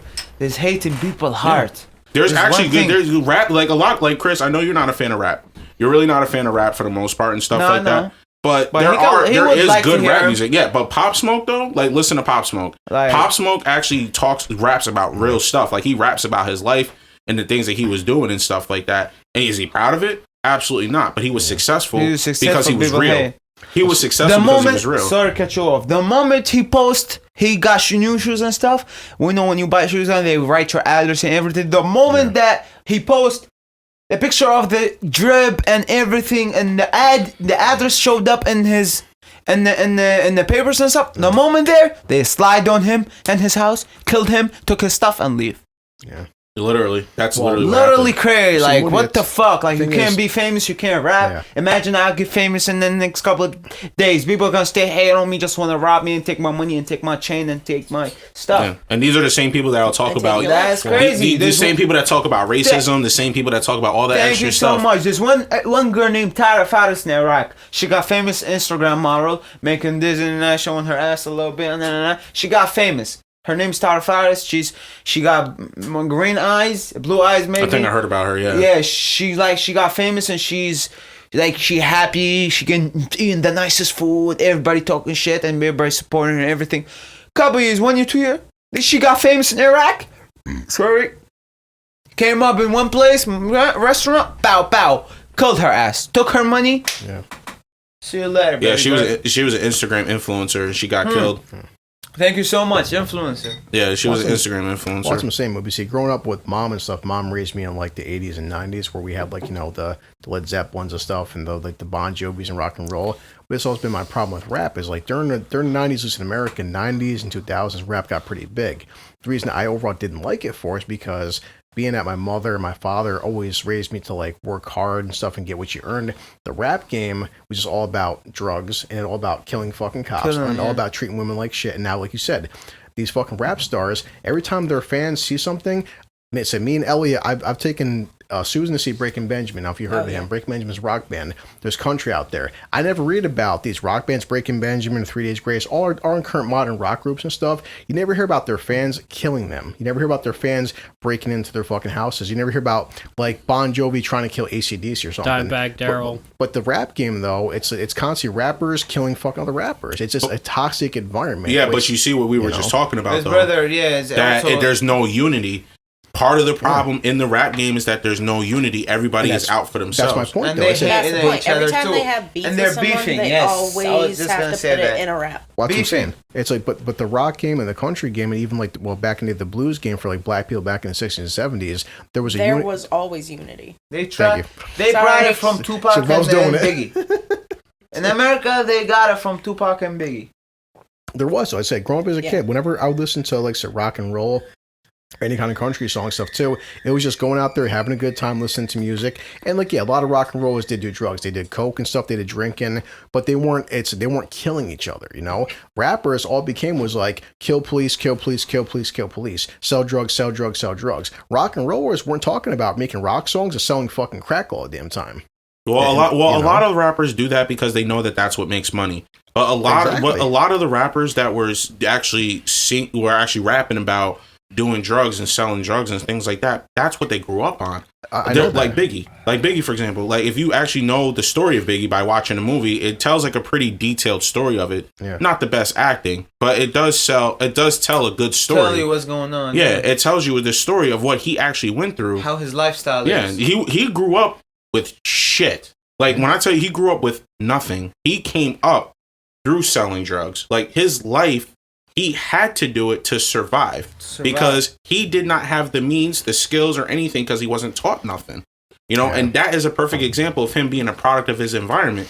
And the reason why he became famous was because he was talking about his hustle. Yeah. So when he talked about the drugs, they talked about the hustle. These new kids, when they're talking about drugs, they're not talking about hustle. They're just talking about what's fun. The problem I've always had, Junior, is like, see, a person like, say, Will Smith, for example. Will Smith grew up in Philadelphia, grew up in the fucking the shittiest of fucking neighborhoods. But his rap, though, like, he got slayed because Will Smith, he said, I won awards for not killing police, not selling fucking drugs, not being a fucking gangster, almost a person like Junior. It said Junior has not grown up in the best of neighborhoods. You don't see Junior a part of the Bloods, a part of the fucking Crips. Junior's out there fucking slinging guns, slinging fucking crack. So it's like, I understand why a lot of these rappers, they're product of their environment. The thing is, they also choose to stay in that environment. I don't want to cut you off neither, but you know, there's different, like I said, different type of personalities and different type of people. You'll have Will Smith and you have Ed Sheeran. You know Ed Sheeran? Yeah, I know. You do Ed Sheeran Kartz, do Ed Sheeran. I mean, I'm not a fan of his, but you know. I'm not a fan of his too. Yeah, but I know who he is, though. Yeah. Like, you know, of his music, of his words. Like, he's not talking shit. He's not talking about drugs. He's not talking about nothing. He's talking about love. And he's talking about Galway girls. Actually, some of his stuff is about drugs. The point I was making, though, maybe a couple of them aren't known. Yeah. But I heard the 18, it was about a chick prostituting herself out, getting high and all that. See, I don't know about that. But I'm saying, like, some of his songs was, like, all about love and good words. Yeah. It wasn't no bad words. Well, the point I was trying to make, Moody, is, like, say, for instance, a female rapper, right? A female rapper, if she comes out and she tries promoting, like, unity and positivity and stuff too. She's not popular. My fault, Chris, to cut you off. You brought female rappers. Y'all know Cardi B? Oh yeah, she made everybody fucked up. Made every girl fucked up. I gotta say something. About every girl wants to suck dick. I'm sorry. I gotta say something about this. I've been waiting for this moment for a long time. I have been waiting. No. I'm sorry. I have been waiting for this moment for a long time. I was hoping somebody said this. Cardi B. Here's the thing that we fail as Americans, and honestly, this is around the world. That this is where we fail. Yeah. And when we are influenced by people like her, I'm sorry. Do whatever you want to do. I don't care what you do. You know what I mean? Nothing that somebody does with themselves is ever going to influence me. I am never going to take my time out. Listen, 260 of you, 260 of me, 260 of all of us can be cloned right now. So there's exactly 1,400 people sitting here right now in front of us. Right? 1,400 of us. Cardi B is worth more than 1,400 of us combined. Okay? Why are people so obsessed with getting involved in a celebrity's life? When you go on social media and you see Offset and Cardi B. You see this? Yeah. This why? No, but I'm saying Offset and Cardi B split up. Yep. 47,000 comments. A black man started a business. 22 likes and 3 comments. Yep. This is the problem. This is the problem right here. We are more concerned about a celebrity's life than a black man opening up his own business. Yeah. We're more concerned about a WAP video on TikTok. I never watched it, and I would rather put a bullet in my head than you know what I'm saying? We're more concerned about a WAP video on TikTok than addressing our problems in these neighborhoods. We're more the moment that something happens, right? Notice, look at the talk about Breonna Taylor, gone. You don't even see it on social media right now. Look at the talk about George Floyd, gone. I can't even hear Taylor Swift, you know? You know what I'm saying? You don't see any of this. You don't see any of this shit on social media right now. You will see Cardi B nibbles. But you will see Cardi B nibbles. But you'll see Cardi B You'll see somebody shaking their ass to a WAP video. You'll see somebody talking about Joe Biden or something, but you won't see. Now, the only time somebody brings something up is when somebody tries to make it relevant through social media. Yeah. It's still relevant. We're so concerned about somebody else. We are not concerned with ourselves. That is the problem. We're always so concerned and absorbed with somebody else and what they're doing. Why? I have wanted to question that for the longest time. It's like, Susan, you go and you hook up with your boyfriend or whoever you consider Longhorn to be. Like, you hook up with him, right? It's just, at the end of the day, that's not any of our concern. That's not my business. It's not. But it's not your guys' concern, but someone. No, but I'm saying, but understand the point. But understand the point, though. Understand the point, because it's funny. Understand the point. You post that on Facebook. Oh, I hooked up with my boyfriend the other day, and next thing you know, you get 200 reactions and 500 comments, right? Yeah. Like, what the fuck? How about this as an example? I tell you this, how I tell you the hate is. Yeah. Let's say my Facebook as an example. Sex, drugs, and hate always Sis, let's say this as an example. My Facebook. I post a picture, 10 people like it. Yeah. I got 500 friends. 10 people like it. Yeah. And I post some funny shit, everybody laugh at it. Yeah. More than 10 people. Yeah. So imagine how much they're hating on me. I have noticed that over the years. This is why I don't post on Facebook that often. Yeah. You know. Yeah. You know. So, kind of. I check Facebook maybe twice. I think I posted 3, maybe 5 things in the past 2 weeks, and then I'm just like, fuck Well, I'll get it. to that in a minute. But no, Moody, you said it the best. You said it the best. If you have 10 reactions on a picture, but you got 200 views on a story. Exactly. So they're watching you. They're watching me, but they don't support you. No, they can suck this dick.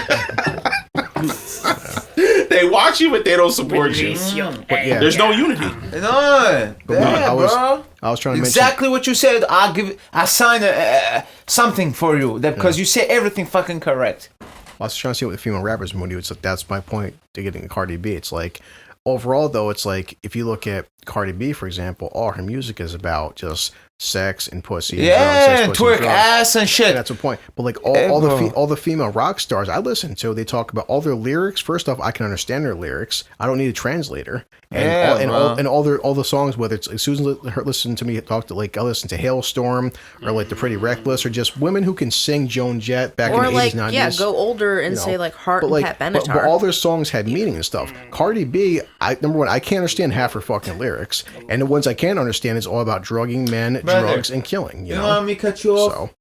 I don't want to cut you off, brother. Cardi B was a fucking stripper. I know.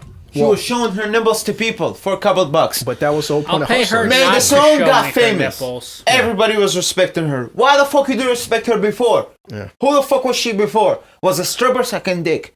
But you know what I'm saying? Yeah. And now she made the song, got famous. Everybody want to respect her. Sex sells. Now she's a rapper sucking dick. And here's the thing too. She's a criminal. Yeah. She's a criminal, and she got away with it because raped men. Because here's the thing too, right? If I would have came forward and said, like, let's say if Cardi B was to do something like that to me, and I came forward and said something like that, they'd be like, "Dude, you're fucking lying. You know you wanted to fuck Cardi B." You know, and me personally, I'm not a person that's influenced by anything. You know what I mean? Like, I am the type of person. I make my own personality. I make my own. You know, I am the person who I am. My own mentality. Exactly. Militant. Yes, I'm not. I am not the way I am because of somebody else. You know what I mean? I am who I am because this is who I am. He's who I am. You know what I'm saying? Thank you. The way that these people are this day, they are influenced by these people. They are, and it's sad. Like, there's no free will of thought. They literally go out of their way to get to say, "Oh, well, Cardi B did this. Oh my God, my life is ruined." Wait, what? How fuck have to do with your life because of Cardi B? I'm like, Cardi B is worth. She's a multi-millionaire, and you're worth $40,000. Aye, brother. What does Cardi B have to do with that? And why you love Cardi B so much? Because did Cardi B give you $1? Did she put $1 in your pockets? Did she feed you? Did she feed you? No. Did she give you a can? She's saying about that wax. Like, she didn't do shit. She just made you dance and shake your ass. I'm not saying that there's not some rappers out there who actually are decent people. What you get out of that? And that's why sometimes I be trying to support maybe a couple people from Albany, New York, and not support famous people because maybe they get famous and maybe they give me a couple dollars because I support them.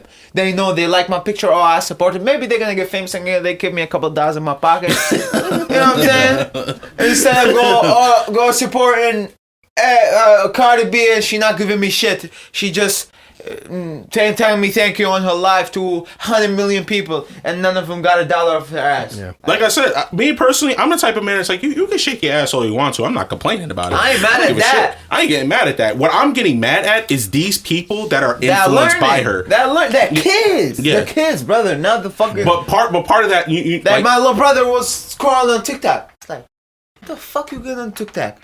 Huh? What you doing on TikTok? Give me your fucking phone. Delete his TikTok. Yeah. You know what I'm saying? Yeah. Like, where are you gonna TikTok? Right now, I'll show you my TikTok. Just watch. I'm not gonna lie to you. Every time I get in there, 2, 3 scrolls, you're gonna see ass shaking. Yeah. Watch. 1. You're right. 2. But nah, don't accept that. Yeah. You're gonna see ass, huh? You're right, no, you're right. I swear to everything I love, brother. That's why every time, ass again. That's why. And I don't even like girls. But there's too much pop out. Like too much bullshit. People. Yeah. 3 times, another girl. Yeah. You know what I'm saying? That's like, you know, my friend Al's here, but like my friend Al sends me sometimes TikTok videos, but I laugh with TikTok because like the whole social media thing, there's this one girl and I didn't find her, I didn't like her status or something, but she popped up and I want to see her video. Now, I'd say her build was roughly about, I'd say like how Susan is, you know, about her height and stuff too. And her kind of like said, she wasn't fat by any means, but she wasn't skinny. And she's doing this whole 15-second video and she's bending down, wearing the lowest cut shirt you can see. She's got a big fucking chest, you know? And she's like, big you know, ass boobs. Yeah. And her whole video is like, oh guys, you know, I want to talk about, you know, like about loving your body, accepting yourself. And I'm not the skinniest person out there, blah, blah. And she stands up, she's wearing like a little belly shirt. She's got some like little tummy, but nothing big, you know? But she's got like 41,000 likes. And I'm sitting there thinking to myself, what the fuck are you complaining about? You got big fucking titties. Yes, you have some belly fat, but you got 41,000 likes. If I get on TikTok and wear a belly shirt, they are going to create a dislike button just for my fucking happy ass, okay? I mean, TikTok has like, subscribe, or comment section. If me and Big Al wear belly shirts, we're going to make people fucking vomit, number 1. I'll join. Number just for yeah. Shits and giggles. I'll send that chick a message, like, fuck it, we all wear belly shirts. On my lap. Let's talk about plenty of fans. Might as well. But it does irk me with TikTok. Make that OnlyFans. Every time Big Al sends me a fucking comedy video, I'll scroll through the section and stuff. You see all these fucking women who got if they got like 5% body fat, a little bit of fucking stretch marks, like this one woman yesterday. Oh, I'm a fucking mom and I don't have the best body out there. And I'm like, chick, again, you post a video, you're getting guy will still fuck you. You're getting 20, 30,000 fucking likes. Let me and Junior take our shirts off and go on TikTok. Watch him. We'll look if we get a single like. Okay, yeah. I don't want to hear about how bad you're fucking. We'll get about 40,000 shares and 30,000. Like we said again, that's hate.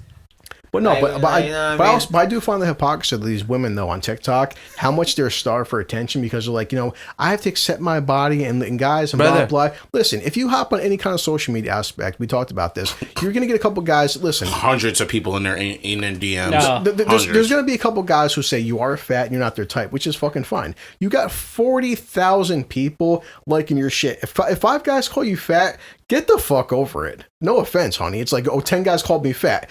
40,000 people liked your shit. I'm sure you can filter out the 10 who didn't like it. Yeah, I'm going to be highly controversial. Even if lesbians do it and say, I fucking hate guys, there will be guys DMing how fast they will throw dick at them. So you're not unattractive because I'm pretty sure you open up your messages and there's like dick pics and I would fuck you and do this. So yeah, it's all some mental. But that's a separate topic. I just overall find TikTok, like any kind of social media with these girls out there, they're constantly starving themselves for attention and they want this constant fucking sympathy. Oh, like I've got 5 pounds overweight or my chest isn't fucking big or blah blah. When you have 20, 30,000, 100,000 people liking your shit, like trust me, honey, if I make a TikTok video, not a single woman wants to fuck me. You've got 25,000 guys who want to fuck you. So I don't want to hear about how bad your life is. Why do you think everybody want to shake their ass on TikTok? Yeah. So that's why I said overall, there could be some rappers, very few out there, who actually do have a message, but the overall mentality since at least the fucking late 90s was rapping's always been about. It said anti-fucking cop, pro fucking drugs, bitch this, it's slapping bitches in the club. I hear about all these fucking songs, Moody, where it's like, I'm in a club. Okay. I'm in the club, throwing hundreds and fifties and ones. But you're in a club, right? You have all this fucking money. Like, you work a job, right? Okay, you're in a club with money. When do you go to work? You have all this fucking money. There's one thing about here too, brother, that happened to one of my friends, maybe a couple of my friends, that I always say, when you get your check, the first week, brother man, don't go and spend it all. They go buy shoes, buy weed, an ounce, this and that. Their check is gone. Yeah. Brother, can you roll me up? They have to wait to another week to get the check, spend it again, they're broke. There's one thing about that. I always say, brother, when you get your check, invest. Spend 100, save 200. Yeah. You know what I'm saying? Like, ain't gonna take none of your life. I mean, there could be some positivity out there, but the majority it's a very toxic environment. As I said, like, I've never seen the rap game is very toxic. You're 100% right. And say the rap fans, if any fucking rapper, this, like I said, it comes from an environment where, like, Junior is right, where it's like you're a product of your environment. The thing is, his uncle, I've known his uncle before all you guys were fucking born. His uncle lived in this neighborhood and shit, so he moved out of here. And if he would come back here right now, anybody in this fucking neighborhood would call his uncle and Uncle Tom a fucking sellout, not real fucking black, because this kind of environment, they want people to grow up in shit and live in shit. And if they do better for yourself, now you're not really black. You're not one of us, because that's how the rap game is. Like you said, if one of these rappers, they all come from the fucking ghetto, they sell 1 million records, 10 million records, they want them to still live in the fucking ghetto because they can't stand them and shit. It's a very competitive, hate fucking environment. And like, from other genres like rock and roll or country, I never see that. I see that mostly in the rap game. Okay, I'm going to this is I'm going to kind of refute that statement a little bit, because I'm going to be 100% honest with you. It's only a small group of people. This isn't an overall thing. Susan, like you said before, that Albany, New York does not represent the country. You know what I mean? And you're right about that Albany, New York does not represent this country. You're 100% right. And I'm going to say that mentality is not supported as well by the majority. It's a small group of people that have this idea of how black people should be. And they honestly don't even know. Because they grew up a certain way, they feel like you should grow up that way too. And no, you know what I mean? Like I said, Brody, I don't want to cut you off. That's why parents teach their kids that way and that way. Yeah. There's without being disrespectful or racist, maybe a white person will tell their son, "Oh, don't go with that nigger. Don't hang out with that nigger, or don't give that nigger $1 or this." Or the black people telling them, "Oh, fuck that white piece of shit." You know what I'm saying? Yeah. That's how they teach the people the way when they're young. They teach them that way. Oh, don't give that. Don't. That's why when they grow up to that thing. You know what I'm saying, Chris? Yeah. A lot of the times it's taught, but I'm going to tell you right now, environment has a percentage to do with it. It's not 100%. No, it's not. It's not. Yeah. Because what it is just the fact that it doesn't matter where you grew up. It's what you grow up around. It's what you put yourself around. It's the company that you keep. It's like, I didn't grow up in the best neighborhoods. I didn't grow up in the best circumstances. But I still put my best foot forward. I can still look and visualize. Do your best. This is wrong. Do my best, right? Do your best, for sure. It's like, I can, if you everybody can can tell the difference between right and wrong. Everybody. It doesn't matter what environment you grow up in. What are you, what it is. Nobody's perfect. Nobody's perfect, and we're not expecting nobody to be perfect. Nobody's perfect. But look at it from a different point of view, though. It's like we heard about it from your point of view, for a while on this podcast. We heard about it from your point of view, about how you grew up, about the environment that you're in, and the type of person that you are, for sure, because of that. You know what I mean? And you fit really well in this circle. Appreciate you have a strong opinion. You have strong opinions about everything. You have a complicated background, and you came to America, for reasons that other people don't. You know what I'm saying? Some people come to America for opportunity. Some people come to America, even though opportunity is, kind of you're right, stretching it. And some people come to America because, they want to see America with their own eyes. Because in all honesty, people see America from a different light on their media outlets, as opposed to how America is viewed, how we see the outside world through our media. Because here's the thing. The media on our end makes us scared to leave the country. You know what I mean? The media on their end makes them want to explore America. And it's like, well, wait a minute. It's just like, only thing that we see on the media is negative shit. You know what I'm saying? We don't see positive things for a long time. If you look at it, I always use this example because I love this example. Right. LeBron James opened up an I Promise school for 300 troubled kids in Akron, Ohio, in his hometown, you know, because they were growing up with nothing. Put them through a 12-year program. When they graduate, they get a full 4-year college scholarship for free for graduating from his school. Do you know how much airtime they got? 4 minutes. 4. Do you know how long they were talking about coronavirus? 8 hours straight. But they'll talk, you know, how long they'll talk about Biden, Trump, you know? They're not going to talk about what Congress is fucking up on, but they'll talk about Biden and Trump for 8 hours. You know what I mean? But you'll talk, there is no positive because America benefits on conflict. And that, it's so sad. Like, it's sad, you know? And it's just like hearing your stories about everything that you're going through makes us look like pussies. You know what I'm saying? It really makes America out to be really pussy. Because I can tell you right now, I can't live through what I won't be able to live through what you went through. That, brother. A lot of people you know what I mean? I know for a fact, I can tell you for a fact, like, I've gotten hurt in my life. You know what I mean? Like, I've fallen off my bike on a gravel driveway. You know what I mean? Like, I cracked my face off of a dresser. That's what you know what I mean? I've gotten hurt. That's why I don't want to cut you off. Yeah. I got robbed here before. And that's, like, in America. Not just that. That's why Kaiya all the time want to go to parties. All the time, and you know when people see you with your girlfriend, niggas especially, they will hate on you. Yeah, they was trying to take your girlfriend, or they was trying to do this or play with you, or talk to you on the side, or trying to jump you, or trying to take your money. You know what I mean? Yeah. And that's why one of the reasons I'm too crazy for this type of shit. If somebody trying to do that to me, I will stab him. That's why I always got my knife on me. You know, it's my protective. You know what I mean? Yeah. And I even be straight up with you. I got a gun too. At this age, no, even my family doesn't know. Yeah. I got a baby now. I don't blame you. You know what I mean? I mean, at this point in time, I don't blame you for that. Yeah, bro. Like, I don't blame you. I got to. You know, I got robbed at Quill Street right there. Quill Street. Virginia plates, all messed up. I flashed a little bit of money outside of my pockets. I was looking fly. Everything rings. Fly, nigga. Fly, top, IQ, Eric, nigga. You know what I'm saying?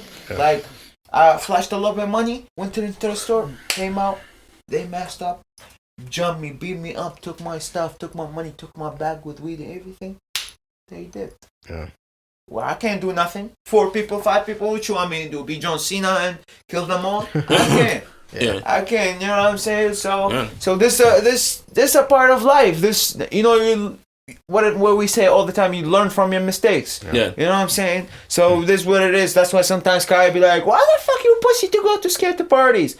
I'm not pussy to go scare parties, but parties, you get things out of parties. Well, it depends on the neighborhood. Depends on the neighborhood. It depends on the neighborhood. It depends on the niggas that come to the parties, because all different type of people will come to parties. Pay $5, get in. You don't know where they come from. You don't know what they is. You don't know. But you can kind of tell though. Like the thing is though, is that when you grow up in a certain environment, you can tell. When you come to a new environment, you can look and you can see. Oh. He's gorilla. Like you could tell he's green light. You know what I mean? You could tell by looking at certain people with that, you know what I mean? When you go. See what you went through, how your life has accumulated up to this point. Excuse me. You know what I mean? It gives you like a heightened sense. You know what I mean? It gives you like a heightened sense of those things. Me, I partied for I could say hard partied for 4 years.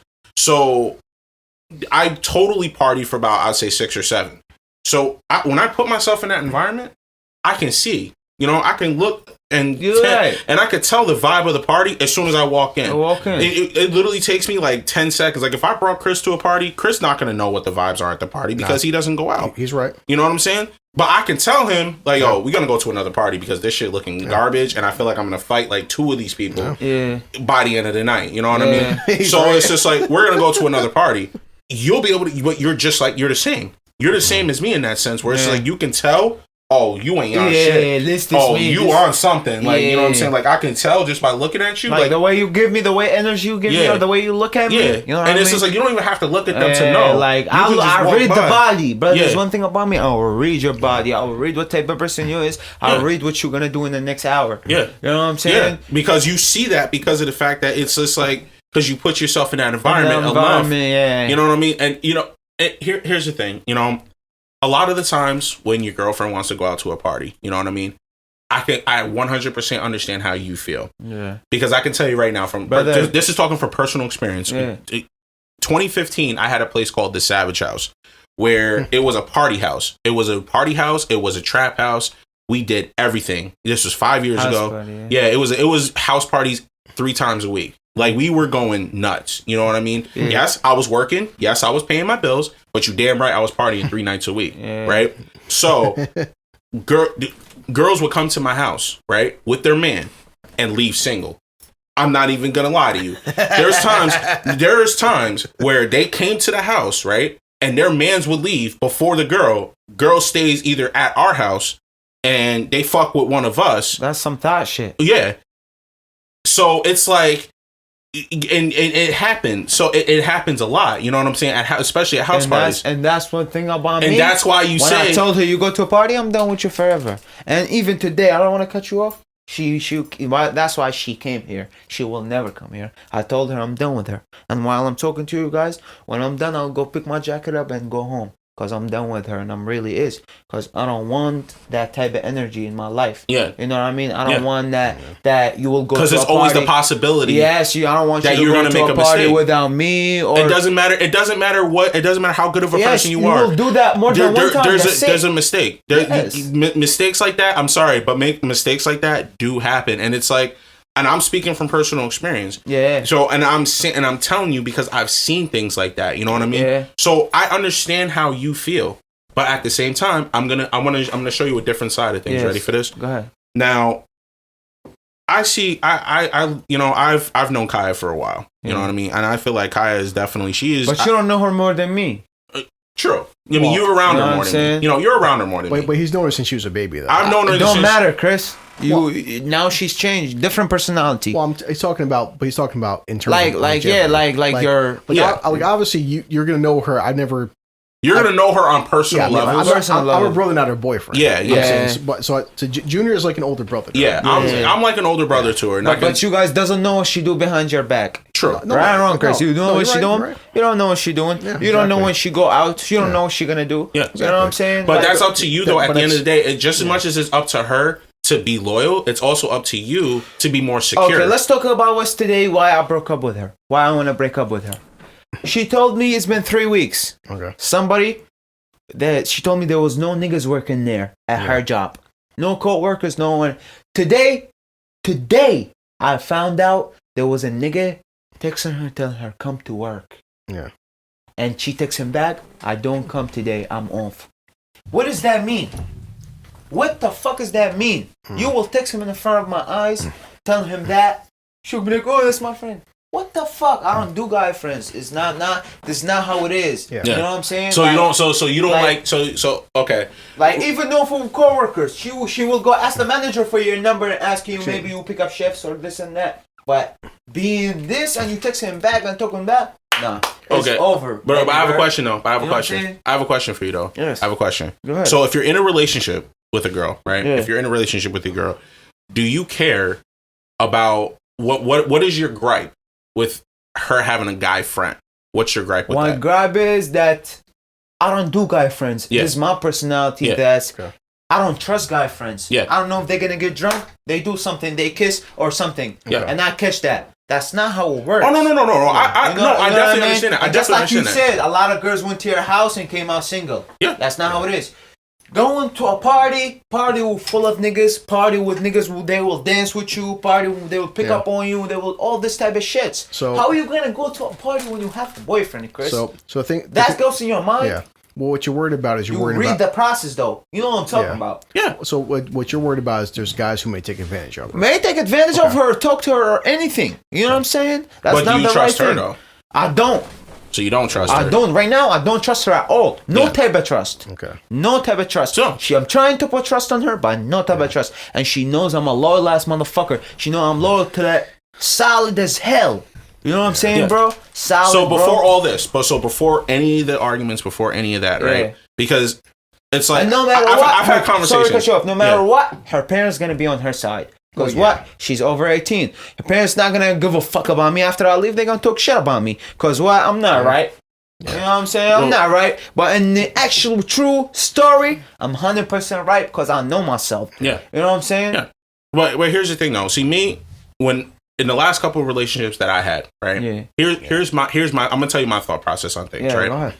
They were desperate. Shut up. I had, you know what I'm saying? What I had was, if a girl wanted to be friends with a guy, right? Here's my thing, right? Yeah, go ahead. How did you guys meet? You know what I mean? Like, how the fuck he got your snap? You know how he got your snap? Well, okay. Well, I hate when it comes to social media, I turn mine off. Listen, I hate that shit. Listen, when it comes to how he got her snap. How did her snap go in him? In his phone. Okay. That shit's unbelievable, Snapchat, bro. Now, here's the thing about Snapchat. Fuck all that relationships shit. I'm gonna stay single forever. Fuck that. Well, you're not gonna stay single forever. Bro. You're too loyal to me. I show you my phone. I get so much tree shots, like you said. Yeah. Two bitches comes to your house. I get so much girls. I'm the flyest. Slinging dick. I'm fly as hell. Word to my mother, I'm the flyest Arabic nigga you will find in Arabic and Albany out here. You know what I'm saying? You need to come party with me then. Word bro. Like, come party with me then. I done partied. I done did so much things. You know what I mean? I done did so much things, but being unloyal and unfaithful, that's the wrong thing. There's one thing she will remember, Chris, all of her life, your sister. I think about her eating before me. Yeah. No, I understand. Before me, bro. Yeah. I will feed her before me, listen, bro. Right you now, know what's that mean? You know what's that mean in the heart? Yes. That means a lot, bro. So right now, that means a lot, bro. You know what I mean? It's like, mother, right now, bro. I'm not picking sides. I'm just listening. Yeah, bro. You just listen. You don't gotta pick sides, bro. I'm you know, and I'm a type of person. I'm too respectful to even curse, to even go through this shit again. Because we did it one time, and I told her, stop doing that. Yeah. Stop texting somebody. Stop texting a nigga. Stop texting that. She don't want to listen. Did that more than one time with her. She said after I leave, she cursed. After I leave home, she texts me, I miss you, baby. I want you, baby. Please come back. I'm sorry. What the fuck? You gonna do that more than one time? Yeah. And my heart, I be so weak, I go back. Yeah. I go back. Well, my stupid ass. And I came back today, and she did that again. My younger sister. Leave. I don't know. I think I'm gonna leave out of fucking Albany to forget her, bro. Yo. I swear to But I have a question though. But so to continue on with my question though, right? Oh, so my thing is though, it's just the fact that, you know, when you're in a relationship, right? Like when you're in a relationship, there are gonna be, you know, friends of the opposite sex. Like it's gonna happen. How about this? Before I tell you, if I tell her delete him. She said, I don't want to delete him. What does that mean? She don't want to delete him. Now, do you want me to honestly answer this question? Yes, what's the honest? Please, honestly, go tell her the honesty. Okay. Go tell her the honesty. Well, I'm going to tell you. What's that mean for you when your boyfriend tell you delete him? She don't want to delete him. What does that mean? You fucking him? No. The fuck? That's not what it means. I know that what it means, but basically I'm saying an example. Yeah. You're gonna think like that. Like, I think like that because I'm a real boyfriend. I'm loyal. Yeah, you're gonna think like that. And when she tell me, oh, don't come to my work. Don't come to my work. The fuck? What does that mean? I want to apply for her job today. She said, don't apply for my job. Yeah, what the fuck? What the fuck, bro? What the fuck, bro? Well, I mean, here's the thing. Here's the thing. And her mom talking about she threw a brick on my head. Come on, bro. I'm going to go to her mom upstairs and tell her, Mom, you told Chris she threw a brick on my head? When was that? She did. I'm going to tell her that, too. It's a couple months ago. Because me, there's one thing about me, I don't like lies, bro. I don't care what you come from. Maybe she was drunk. I don't care where it is. You give me respect, I'll give you respect. You don't want to give me respect? I'm going to show you a different type of face. Yeah. You know what I'm saying? I'm going to show you the devil face. Ma, when you guys fighting there? We're not fighting. We're talking. How you told Chris Kaiya threw a brick on my head? When she threw a brick on my head. Sorry. When we were out in New York. All right, you were too drunk for this. I'm not in the mood for this. Yeah, don't talk to me. You're way too drunk for this. It's not a good conversation. Mind. Yeah, so Kaiya never threw a brick on my head. Oh, okay. Never did. That's what I thought. All right, so So here's my thing, right? Here's my thing. I understand from your point of view how you feel, right? Yeah. I do. But you got to understand that in 2020, guys and girls can be friends without threatening a relationship. It can happen.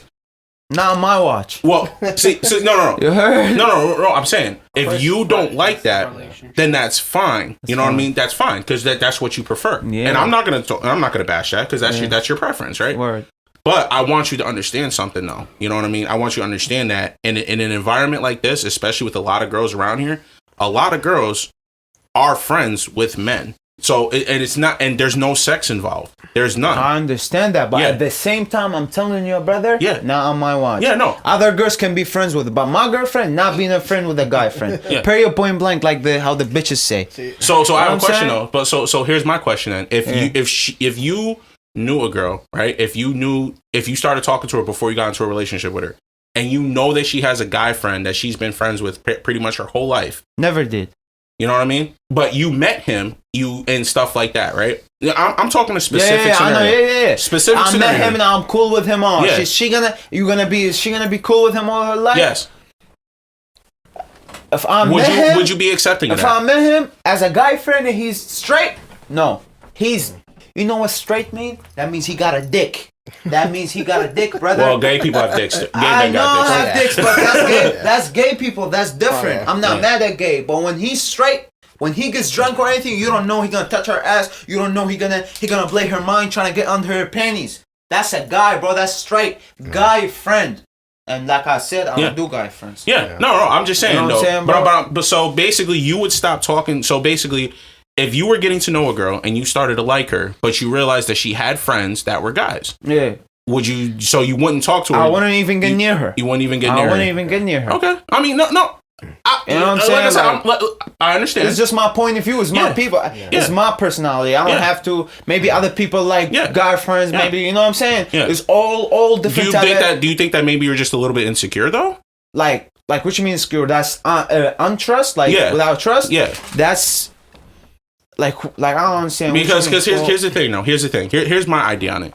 If you can't accept the fact that a guy can be friends with a girl without sex being involved, that's a little bit insecurity on your part. And hear me out. Go ahead. Hear me out. And this is the reason for it. You know what I'm saying? Because of the fact that you can't automatically assume just because a girl gets along with a guy that there's a possibility they can fuck. There's girls in my life, brother. Look, you in America.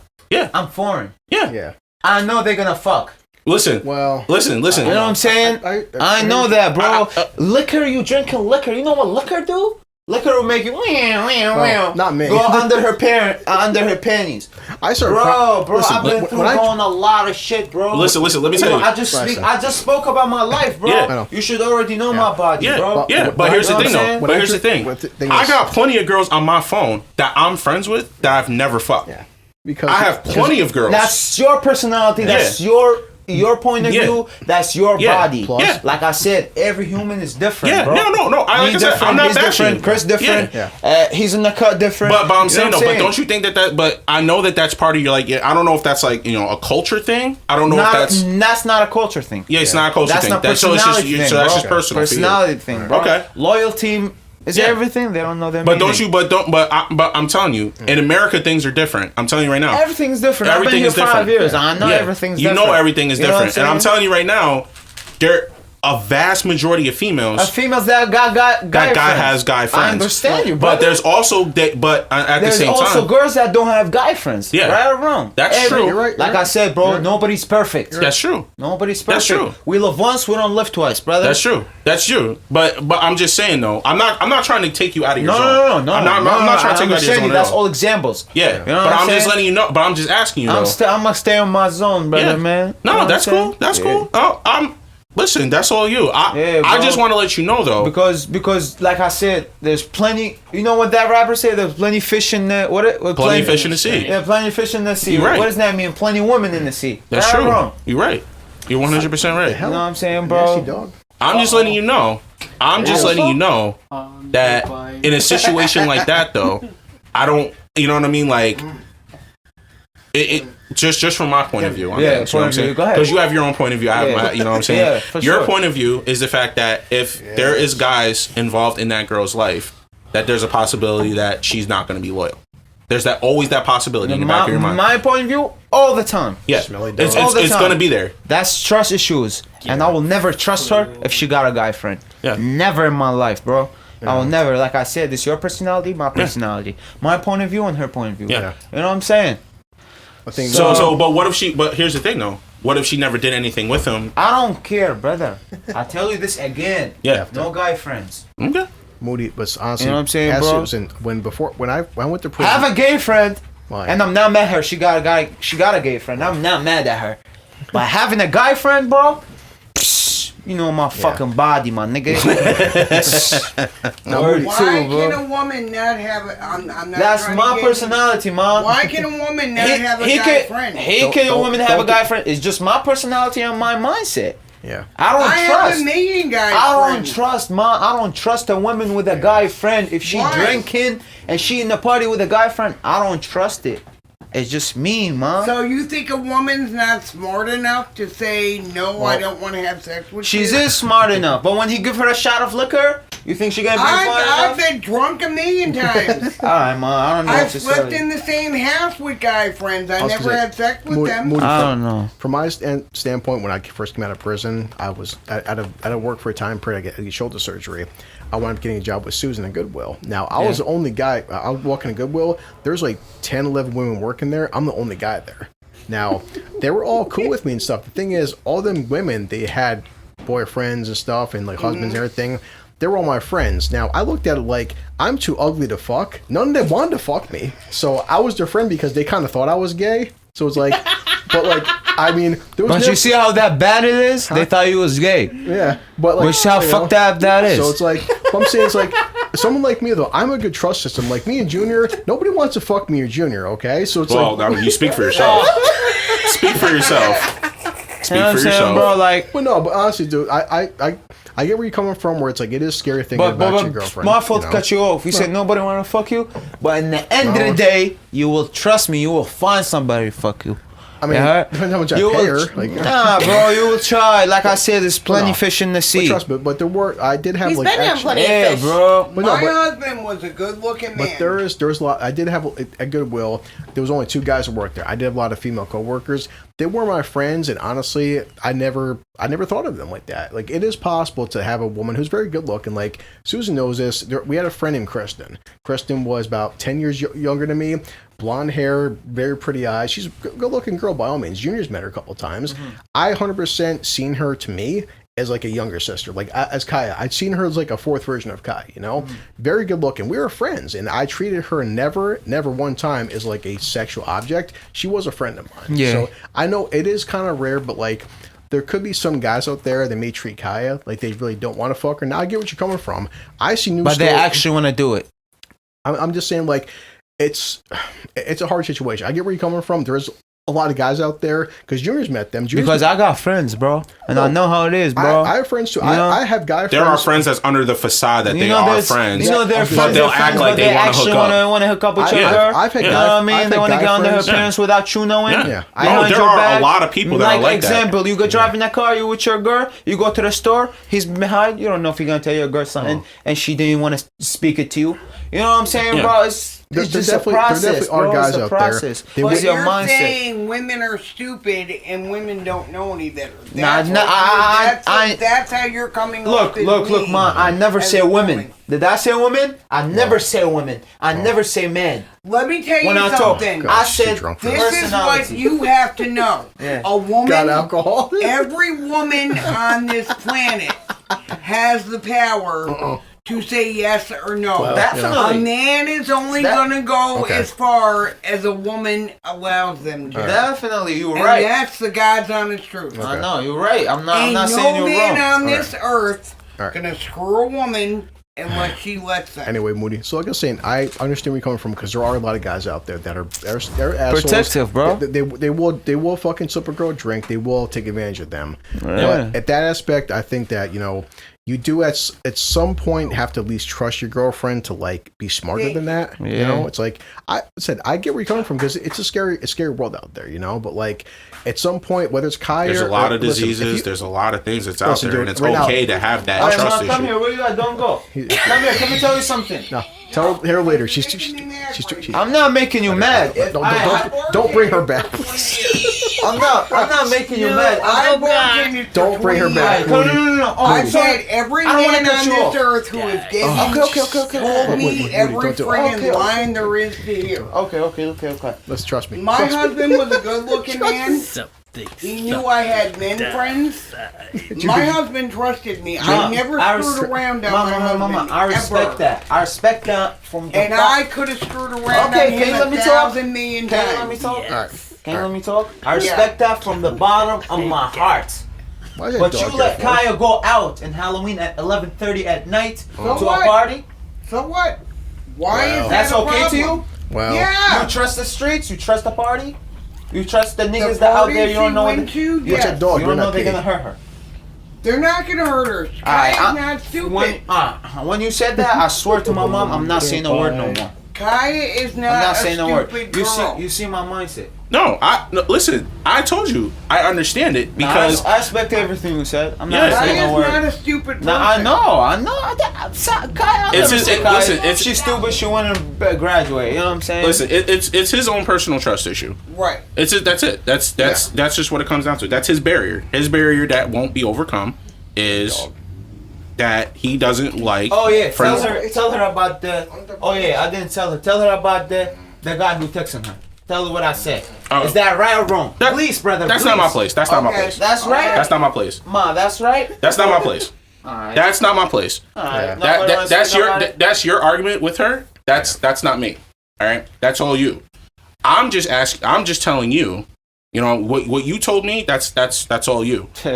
You know what I mean? Like I said, you personally have that trust issue with every guy. You know what I mean?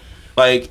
It doesn't even matter, like, you know, like me and Elliot here. You know what I'm saying? Like me and Elliot. Like me personally, like I'm not blood related to but I see Kaiya as my little sister. Yes, you know what I'm saying? But I'm not blood related. You know what I'm saying? Her, brother. You know what I mean? That's a so it's like I'm gonna say, like, you know, me personally, I'm not ever going to come at Kaiya any old sort of way, and I'm gonna tell you that straight up. Like, I'm never gonna do that. I never did. I've known her since she was a baby. I'm not talking about you. Yeah, no, I'm just saying. I'm talking about you. But I'm saying he's older. But technically, how many years between you and Kaiya? Yeah, 3 years, but 5 years, but technically though, I'm a guy friend to Kaiya. Right. Technically, because I'm not blood related. That's family guy friend. Okay. You know her family. Yeah. Do other niggas in the street guy friends know Kaiya's family? They come around you? Did she ever bring a kid around you, a friend? No, okay. Ma. Oh, so okay. You can't say nothing to I that. see it. No, I see it. You can't say nothing to that. Yeah, you're right. Somebody texts her saying, come to work. And that's a nigga that she got on her snap and telling her come to work, and she said, I don't come to Monday. Why would you answer him? Yeah. What is he to you? Did your boyfriend know you texting him?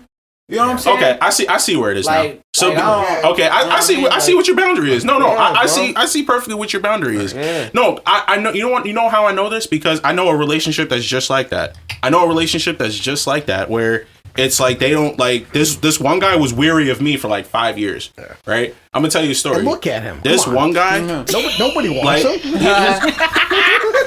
Chris, I will forever cement myself as being somebody who will forever get more pussy than you'll ever get in your life. But anyway, my sister gets more pussy than I do. Exactly. So, but anyway, it's this guy, right? I was hanging out with this one girl, right? I was friends with her for like 10 years, right? Yeah.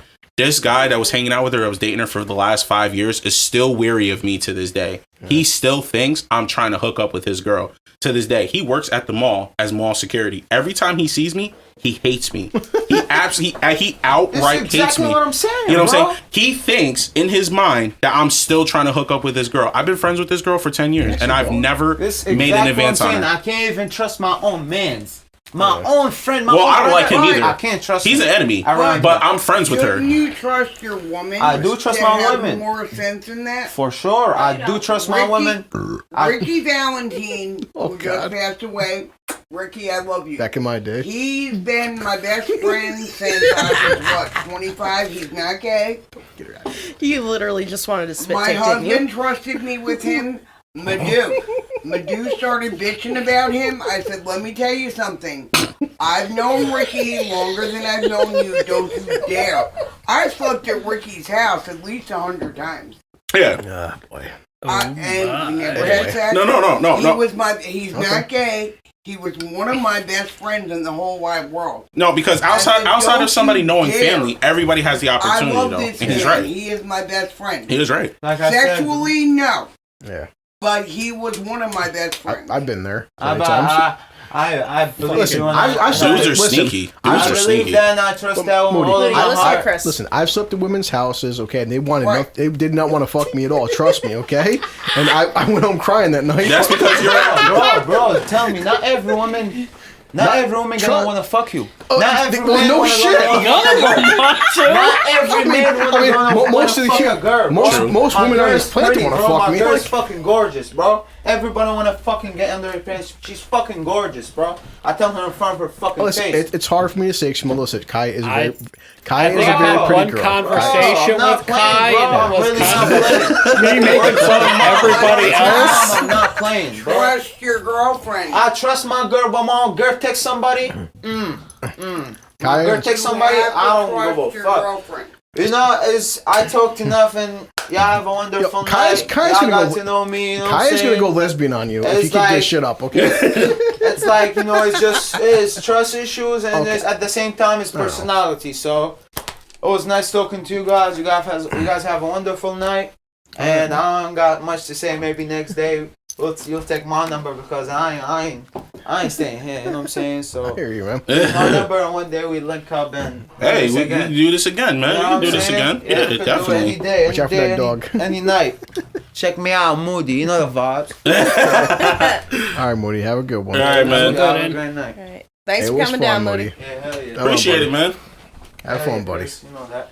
Hey, did you ever Let Junior ask you. I have one question. He's got to ask you an I asshole gotta ask question. you one question. One asshole question. Have you ever, just one asshole question, it's gonna be funny, you're gonna laugh. You ready for this? Hell yeah. Have you ever named one of your pets Georg? Georg?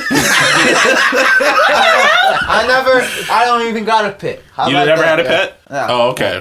All right, So, I was just making sure. Yeah. So did you guys have pets over there? Like, seriously, did you have pets? There was like a couple, because the dogs was trying to bite you because they don't got no food. You see him. No shots. You know, he's beautiful. He's careful. He worry about his family. Like you see him, you see the cats, right? Like I said, like you mentioned goat. Did you keep goats as pets, or were they for food only? Like seriously, like that was. Did you keep goats and chickens? There was cats that come inside the houses, and we give them food. We love cats and we love dogs, and we love other women, but they kill sheep and goats. But I'm joking. But goats are the animals of the Jews, right? Like what you mean? Yeah, goats. The goats are out there. Jesus. Underbite. Like we just killed them? Yeah. Not just goats, bro. Some goats we can't kill some goats because they're too beautiful. Oh, okay. No, You know what I'm saying? but all seriousness, Too cute. other countries, did you guys actually have to eat cats or dogs? Some countries do. Bro, you crazy as hell. No, seriously. Ain't nobody, no cat, no dogs, bro. In China, no, I've seen. That's China, bro. What? I didn't know. That's what I'm saying. Iraq. No, I've seen fucking China. They have like fucking dogs like Cameron. They have like They got thousands. rats. They have thousands of them. They eat rats. That's horrible. You know what the Arabic people eat? Yeah. Sheep, goat, Okay. deer, cow. They are really good at cooking venison. They are really good at cooking venison. Well, over in Iraq, did you guys? Chicken. You guys didn't have you guys didn't because you're mostly like Iraq was a hot climate. You guys didn't have like a lot of cows, did you? You a lot of cows, Really? a lot of meat. Really? No, but definitely not. But their their specialties, though, their specialties. Bro, Like, I've actually They known. will love our food. Yeah. I swear to God, they will love our food. Because over in America, you've seen the two main things we have is hamburgers and chicken, okay? I eat a variety of food. I eat a variety of Hot food. dogs. I'm just saying. Like the Curry Leaf Indian restaurant that's like on I'm saying, Madison Ave. but the majority You know what Amazing. you should try? Arabic biryani. Yeah. Where's that? Try biryani, brother. What's Where's that? that? Biryani. Chicken and potato and salad on top of the rice. Ooh. Basmati rice. What's I'm saying baby. to I'm saying to You'll Moody bust for it down, cities, bro. right? for cities in America, obviously around here, right? Like, what do you see every block? Every block is burger joints, pizza and chicken. Burger joints, pizza and chicken. But you guys, was it mostly That's when everybody get drunk. They go buy pizza. Yeah, I'm saying, but you guys over there, need the grease to sober up. But from what because you guys out there, pizza is a big thing for them. Like if they eat pizza, they order pizza, it's litty. Okay. So, but is pizza? But does it taste the same as over here though? Is it different? Like, I mean, I don't know. No, bro, it's sauce, cheese. Okay. I know how to make pizza for you if you want. No, I'm just asking. Like I said, like because you see right here, right. You go around the corner, every fucking spot you see McDonald's, Burger King, Chinese, fast chicken. Food, that's all you see. But over there, it's freshly cooked. Everything is freshly cooked. Yeah. Like it's. Remember, he did say they have like food trucks, they have vendors. Well, no, but obviously they don't have like that. Well, I'm just saying, but like the point I was making too is, but different demographics. Obviously, like in America, our main two fucking sources of meat are chicken and beef. Cows. Over there, they don't have the influx of chickens and beef. Keep in mind though, too, we eat pork. They don't. Okay. You don't eat pork, right? I don't, but I tried it. Okay. No, but I don't want to lie to you. I don't lie to God. I tried pork. But is that like honestly? But is that all that? And but is that part of mistake? God told me in the Quran and told me that they brought the holy book. They said don't fucking taste it. Yeah. But I tasted to see what's special about it. Well, I want to ask you, but people and see how it is. Yeah. Since I tasted it, I swear to everything I love. At 2 minutes, I throw it up. Well, no, I was gonna ask you. Threw it up, bro. But your whole thing against pork though is that because of like you just don't like pork? Yeah. You're probably I just threw it up. Why? You're probably allergic. Bro, I try steak, bro. I swear to God, I like steak, bro. But that's not pork. That's beef. But Moody, but your whole thing against pork though is that from like, no steak, the pork chops. Oh, pork chops. Yeah, I tried pork chops. But was that from because like you guys have like a lack of pigs? Is that because it's based on like you know why? Religion, you know why they don't eat pigs? Yeah. Because the pigs eat their shit and they sleep in the shit. Yeah. That's why. Okay. They play with the shit. No, that's what I said. Because obviously you see here, pigs we eat bacon all the time. That's why I was all the time, bro. They love the fucking bacon, bro. Okay. But you see, like the shit that comes off, like when they actually, after they're actually cutting open the pig you see and the stuff shit? like that. Yeah. You actually see the shit. You physically see the shit in their stomach, bro. That's the only reason we don't eat it. Yeah, you literally see the shit, bro. We're too like. I'm honestly starting to wean away from pork myself. They will be honest. You know, there's people like I'm not saying my religion is good or anything, but brother, no, it's like, my brother. I swear to God, bro, about it. There's people that went in jail, came out Muslim. They was Christian, they came out Muslim. Yeah. I swear, everything I love, they came out Muslim because of the words. They eat mostly grass fed. I'm not mad at you or anything, but take a Bible that translated, the Quran that translated English, and read it. Yeah. You're gonna be like, God damn. You're gonna be like, damn, where y'all find these words from? A lot of wisdom. I swear, sis. I swear to God. All right, man. But it was nice talking to you guys. Be careful. Hit me up. We should take my number. Just be careful with Kaiya, man. So, she's no, Kaiya. You know, she know my worth. You heard? She know my worth. What's your number? Oh shit. Pause it. Like I said, bros, you know, there's no guy. You want to pause it? Hold on. Yeah, pause it so that we're not giving out our numbers over the freaking podcast. Yeah, that's true. Let me hit pause right now. Yeah. Obviously, fucking Moody's 20 years old. You know, he's energetic and shit. I have no problems with the kid.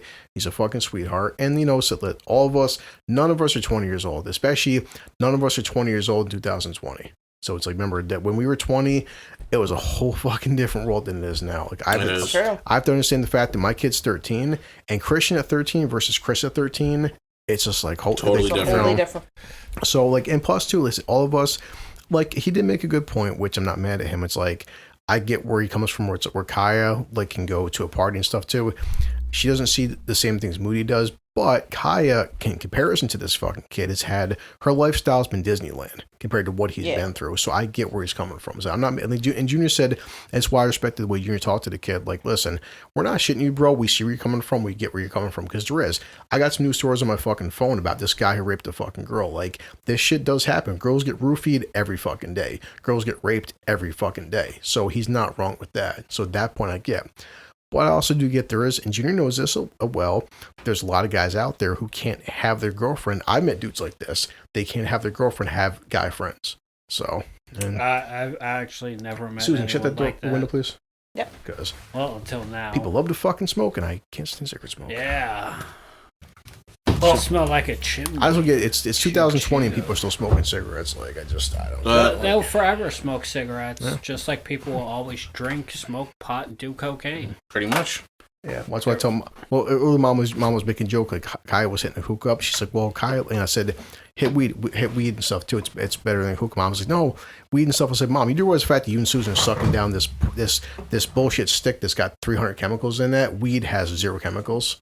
I mean, in terms of like actually what kills you faster, no one's ever fucking died of a weed overdose. But how many millions of people die each year of lung cancer again? People have when it was laced with other things. I said, but weed itself, though, especially like the high feeling that you get from it. No one has ever died from a joint. Yeah. It just never happened. The only thing that really comes from it is like the psychosis that comes from weed is when it's like infused with THC. I always wanted to that's try when the psychosis shrooms, comes up. But my mind is so fucking demented. I want to try shrooms because it's going to be fun. Never ask Alex to give them to you.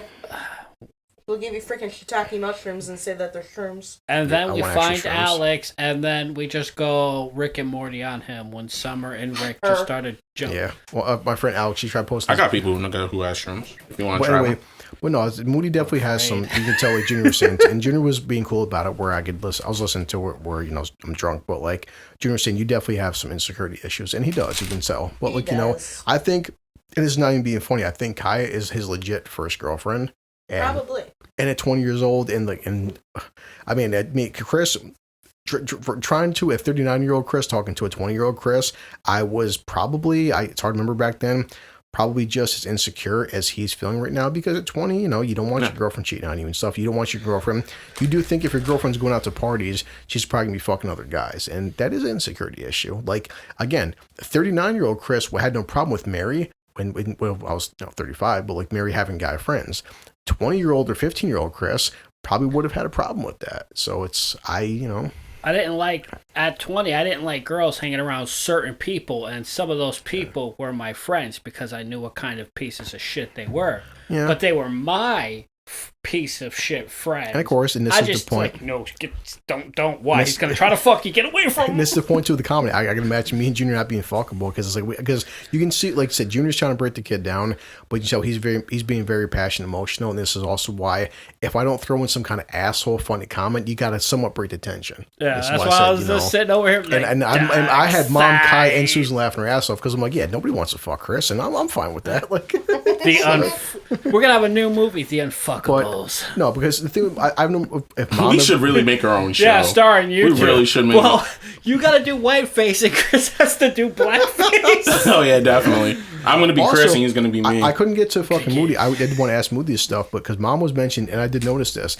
This is not fucking Moody's fault by any means, because Mom was mentioning, and now I talked to this kid. I'm glad I got this clarified.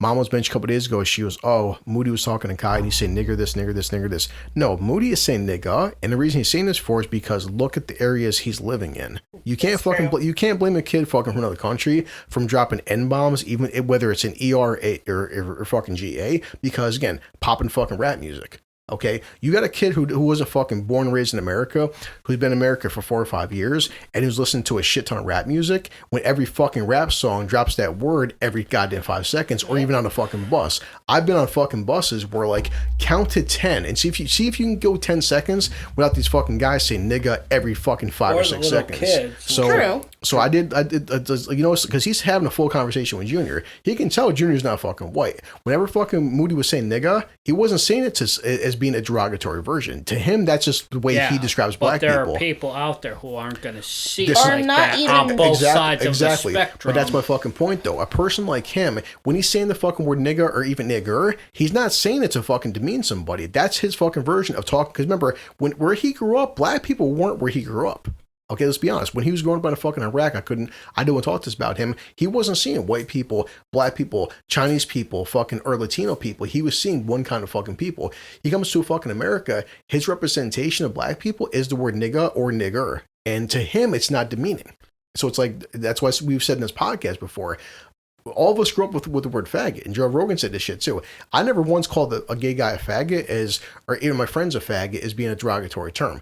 Some people take it as that, but we didn't use it as that. So from his standpoint, a kid who wasn't born in America, you can't shit on that fucking kid from constantly fucking saying nigga or nigger. He's not meaning it because he just had a conversation with Junior. If he didn't like black people, he wouldn't be talking to Junior like that. If he hated black people, he wouldn't be dating a girl who's half fucking black. So I think that Mom, when she heard that in a different way. I was like, Mom, I don't think he's I don't think the kid hates fucking black people at all. I think you're listening to it in a different way because he's only been in this country for 4 or 5 years now. He didn't grow up with black people. He didn't grow up with hearing the word nigger as being derogatory. He wasn't raised like that. He's essentially, he's new to this language. So it's like... He's new to the lifestyle. And also, can you blame him? Because again, popping fucking TikTok, popping fucking Cardi B songs, popping all this fucking rap music, all these fucking rap kids wanted to... They glamorize this fucking word. You know I will not... They glamorize having people on the side. They glamorize having... They don't. They don't glamorize loyalty. I've even said this, this is people... Say what you want about the fucking rap game. When I was 15 years old and 16 years old, I thought Eminem was funny. He was. He was funny. He made some comical fucking videos or some comical rap lyrics. Over time, though, I did start to like him less and less and less. People would say, why'd you like Eminem less and less for? Go back to some of his songs. I mean, it's actually, I had a conversation with Junior today for a good half hour on my fucking break. Me and my kid's mother are not fucking friends. We're just, I can't stand her, period. Moral enemies. But if I was to make a rap song about slitting her fucking throat or killing her or fucking raping her, whether I like her or not, she's the mother of my fucking son. How would my son feel? It's like, Christian loves his fucking mother. He has loved his mother. He's a 13-year-old fucking boy. If his dad was talking about a rap song, murdering his mother, throwing her in a fucking trunk, how would he feel? Eminem's making fucking rap songs about raping his mother, about fucking drugging his own mother. Bitch, bleed. I'm just saying, but not even just one song. He just said multiple songs about killing Kim. Songs. So it's like after the time you're like, dude, some of your shit was funny, but a lot of your shit really isn't all that fucking hilarious. Really well, that's how a lot of, but that's how back then, that's how a lot of people felt, because you're coming from an era where if a man opened up about how he felt, we were faggots and we were to be stoned but even in Eminem, the street. Okay, yeah, dude, no offense. You had a rough life. Your mother was not the best fucking mother in the world, but you're also making fucking rap, like legitimate rap songs and lyrics about raping your fucking own mother. There were people out there whose minds were... See, the thing is, he wrote songs and it had an audience. There was an audience for it. It may not have gone as far as raping their own mom, but maybe wanting to kill their parent. Well, Sting did a song, what was it?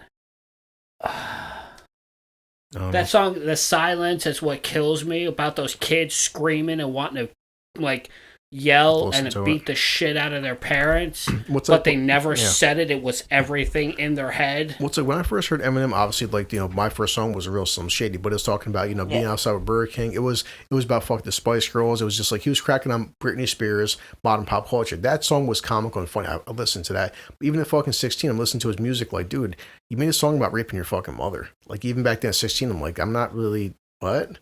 That's how ICP went. They started getting real fucked up too. And a lot of ICP. I even I had a girlfriend, Melissa, at the time period. I was 17.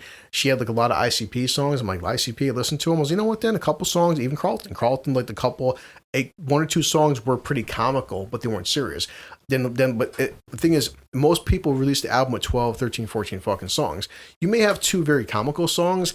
The other fucking album, it's just constant nonsense. Like, dude, I'm not even at 16 and 17. I'm like, maybe I wasn't raised fucked up, but I don't want to hear about all this raping, horrible. And Junior mentioned fucking Biggie. I get it that people like fucking Biggie and Tupac, they were raised in this fucking environment, but and I will say this to the fucking day I die. My father was part of the fucking drug game. Dad had fucking rules, simple as that. And I think a lot of drug guys out there and people in the drug industry have fucking rules. Even mobsters have fucking rules. And I'm like, and I said this when I was in fucking prison.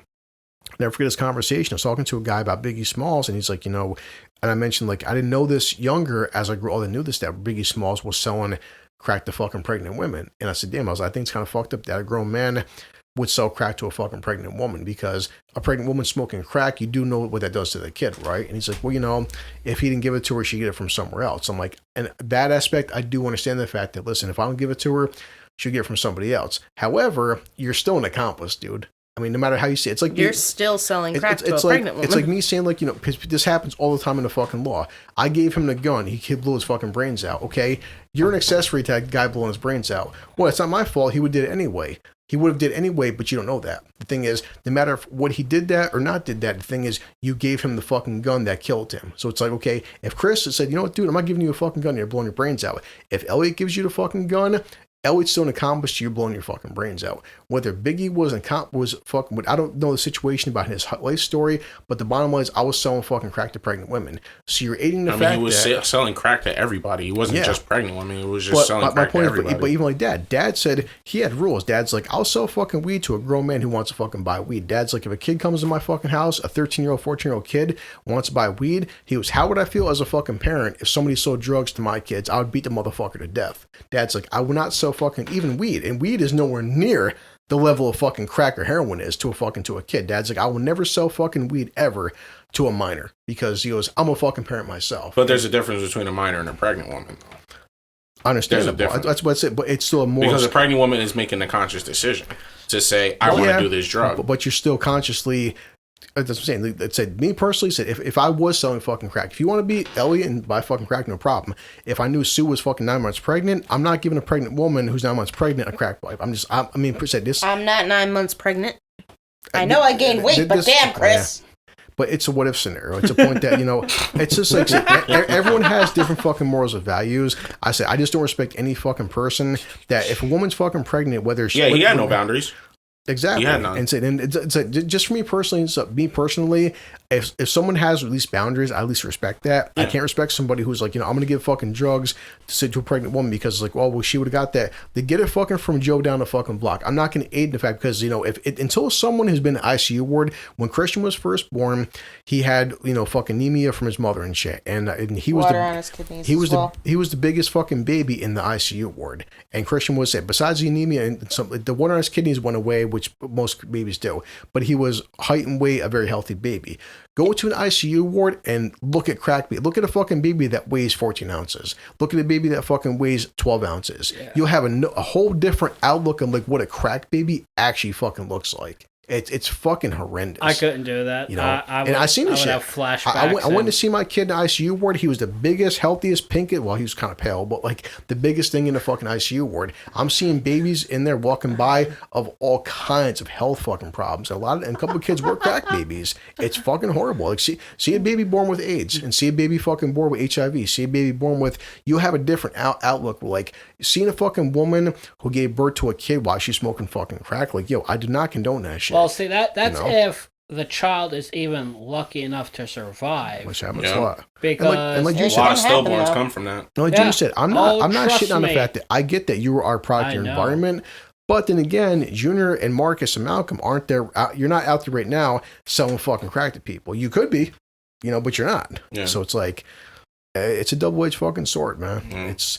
I don't condone it, but that's my whole point with the fucking Moody's mentality and the way he looks at fucking women and stuff and everything. It comes from, it said he came to America 5 years ago. He wasn't raised in this country. He wasn't, where he came from, he wasn't used to having a girlfriend, or you figure probably his mother probably has no guy friends. Yeah. That's the way he was fucking raised. Yeah, it's so family values. It's a combination of family values, personal, and his country and his culture.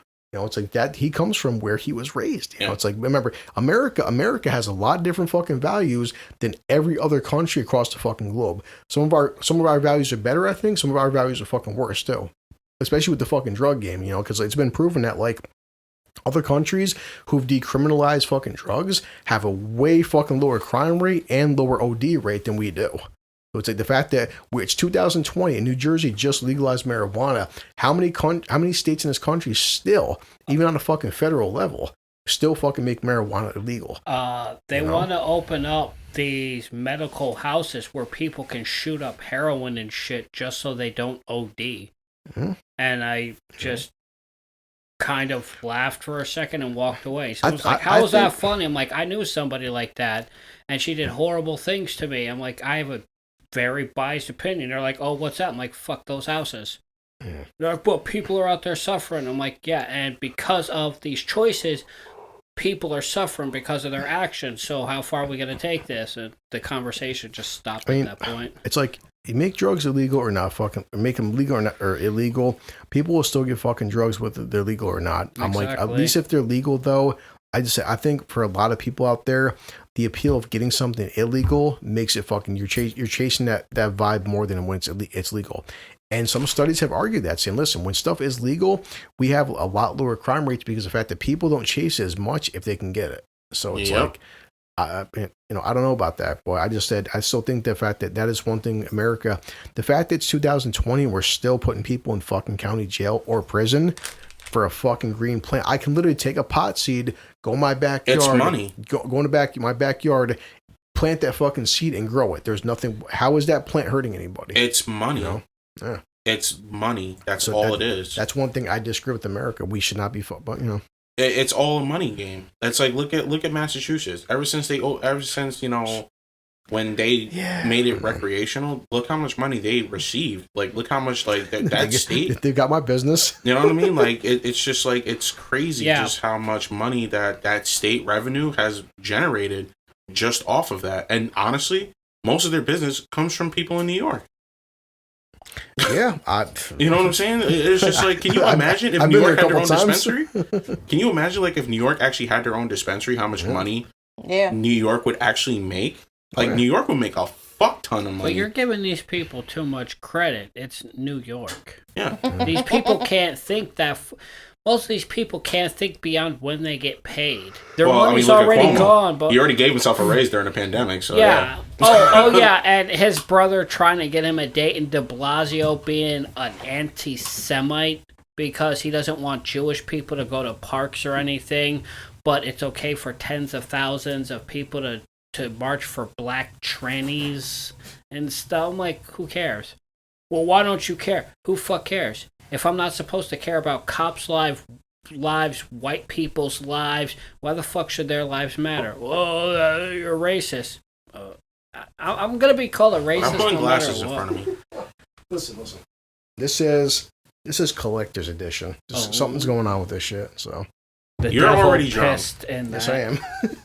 This is going to be fun. So here's my thing, right? I kind of want to get into this. It's been a while since I've been on the podcast, and I want to get into this a little bit. 1 second. The thing is that's about our whole like with Biden winning the election and everything like that. I just want to talk briefly about this.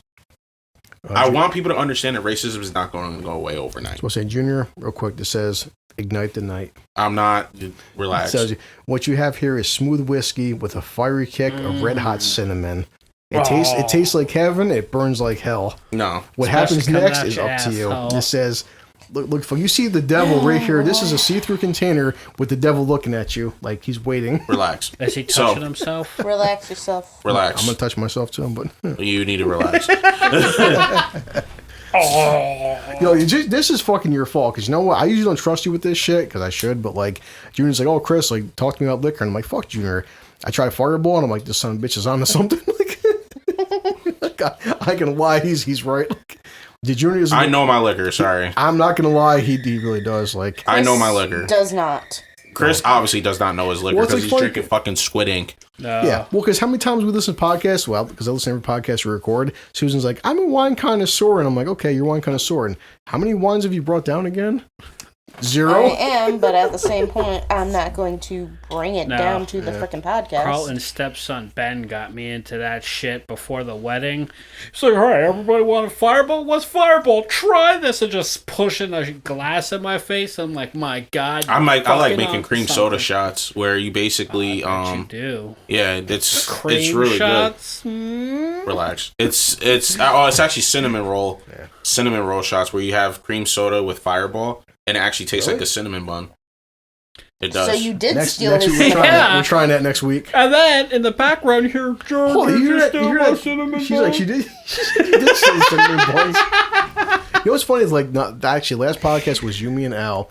But the previous podcast, Junior wasn't here. Carlton was here. Yeah. And of course, Carlton's like, where's Junior at? I was like, he's, probably sleeping or something.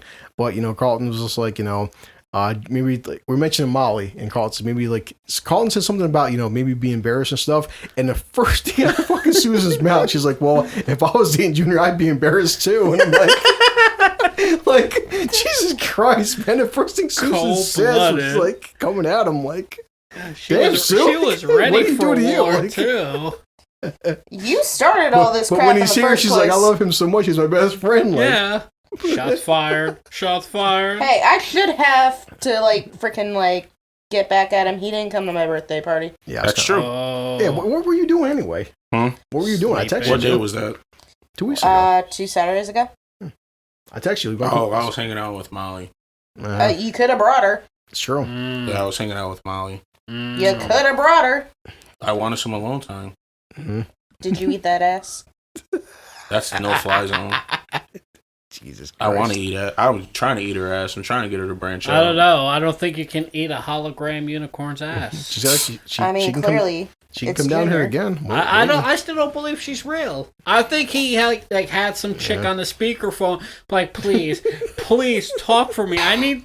They need to know I have friends outside of this group. All right, Junior. So, Biden, go. So we try this collector's edition. I'm not. Listen, I'll try a single shot, but that's it. All right, you need to relax. Wait for you to pour it. What is wrong with I bought collector's edition for us. Like, yeah, this Hello, darkness, my old friend. What the fuck is this? He acts like he doesn't want it. Like he's like, because Batman is almost like Mark and Pepsi to kick you. It's funny. I was mentioning I texted Mark earlier. He said I brought you into the buffet.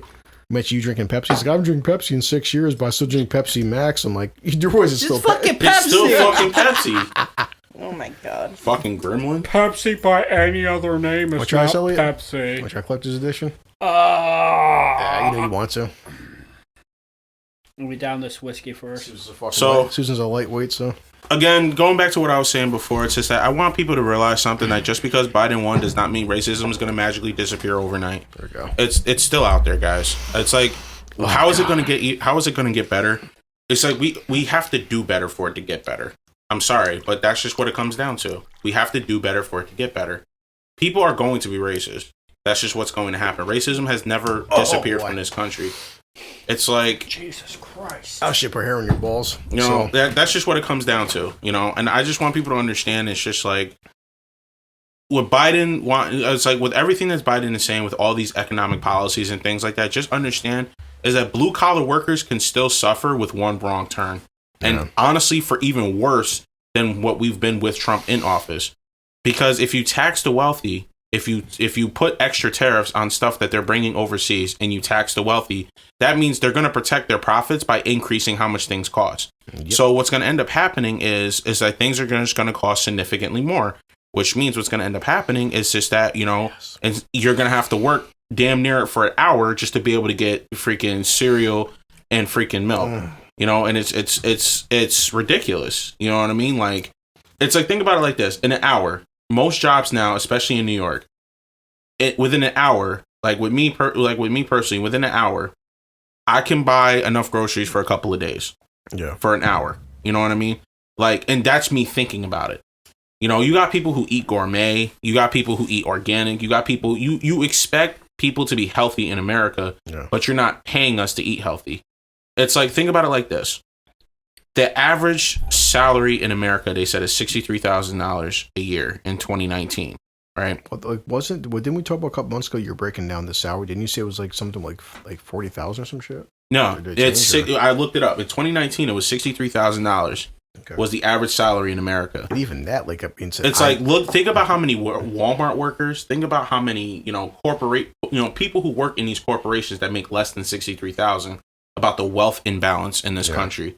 Think about that. Like, really think about that. Because you're working 40 hours a week, Susan. I'm working 40 hours a week. And I can tell you right now, between me and you working 40 hours a week, we don't even come close to making $63,000 a year. I'm just saying, like, okay, average. I don't know what every other, country or state or whatever. In New York State, we'll say, like, is minimum wage officially now $15 an hour? I don't know, and I hope not. Okay, well, I mean, I don't believe so. No, it's not officially $15 an hour yet. Let's just say for argument's sake, okay, at least in New York State. I'm not saying the rest of the state. In New York State right now, $15 an hour. If you times by a 40-hour work week, okay, 600. Now times that by 52 fucking weeks, 50 paychecks a year. 31,200. Exactly. So that's the average salary is $63,000 a year. That means you have to be making $30 an hour. Well, and even I don't fucking make $30 an hour. Yeah. So. Yeah, but those are for lower jobs. People should educate themselves to get a higher paying job. I'm just saying, like, if Junior was to say, like, you know, if. But not everybody has the opportunity to do that, though. See, my thing is, here's my gripe with that, Elliot. I understand I understand what you're saying with that, but here's my gripe. When you go to a restaurant, people serve you. When you go to a retail spot, people help you. When you go to errands and you rent moving furniture, they deliver it to you. These are the same people that deserve to make a living just as much as everybody else. If you're working 40 hours a week, if you're a full-time worker paying your dues to the government, you deserve a livable wage. They have it on the unemployment site. And if you go on the New York website, there's a person that literally sat there and said, as a parent, a single parent with 3 teenagers, you can gross $43,191 and you're fine. It's your goddamn mind. And you're fine. Wow, you're seeing the national average of what, 62 something? $63,000. Okay, no, I just typed in right now. $30 an hour. $30 an hour times 40 hours a week. Times 52 paychecks. That's grossing 62 grand a year. Now, I'm the only person in this fucking room out of 4 of us. Even I'm not making technically $30 fucking an hour. And if you want to break it down, I'm probably, in terms of corporation wise, I probably am at the highest corporation level. And even I'm not making 30 fucking bucks an hour. So I was just saying, right now, Junior, for all 3 of you guys are at companies and shit. And none of you guys are making, that's like saying that the average person is making 30 bucks an hour. I can tell you, at least in Albany, New York, bullshit. Yeah, because like said, but it's not nearly as expensive here as New York City. No, but I'm saying, but if the quote unquote average, just take even Albany though, how many people at least in this fucking area, like my job is considered one of the highest companies that's paying employees $27 an hour. If you look at, like Junior said, you're okay. Fucking whether it's City of Albany workers, sanitation workers, they're starting at $15 an hour. You got fucking McDonald's, Stewart's, Target. I mean, I can break down all the different retail places. There's not a single retail place right now in the fucking I'd even say the state that's paying their employees 30 fucking, because remember New York City wanted to raise their crew members of McDonald's to $15 an hour. That's still half of what the quote unquote average is. Yeah, so it's approximately like $30.18 an hour. These numbers are fucking off, man. Yeah, but you got to also get to this point. If we start paying everybody $15 an hour, that means they're going to have this extra money to pay extra rent, pay extra for their groceries, pay extra for gas. Prices will go up to make up for all this extra money. That's how the economy works. But that's even fucked up. But even paying employees. So my problem. Sorry to cut you off. My problem becomes when they sit there and they say we're number 1 in economics. How are we number 1 in economics? If you make $15 an hour in New York City, you're on the street.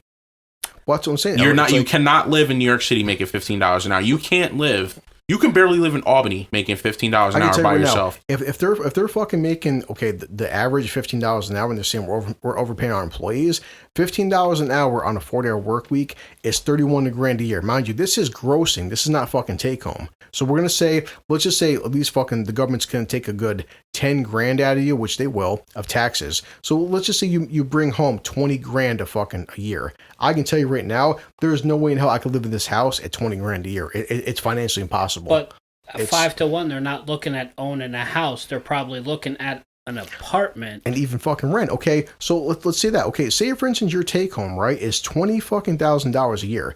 If your rent is $1 grand a month, that's 12 fucking grand a year just in rent. You tell me a person's gonna live off yearly off $8,000? It's impossible. If they live by themselves, that's on them though. I'm just saying, but eight grand, and of course you should be able to take care of yourself if you're a full-time worker. Well, my gripe is that if you're a full-time worker in America, you should be able to live.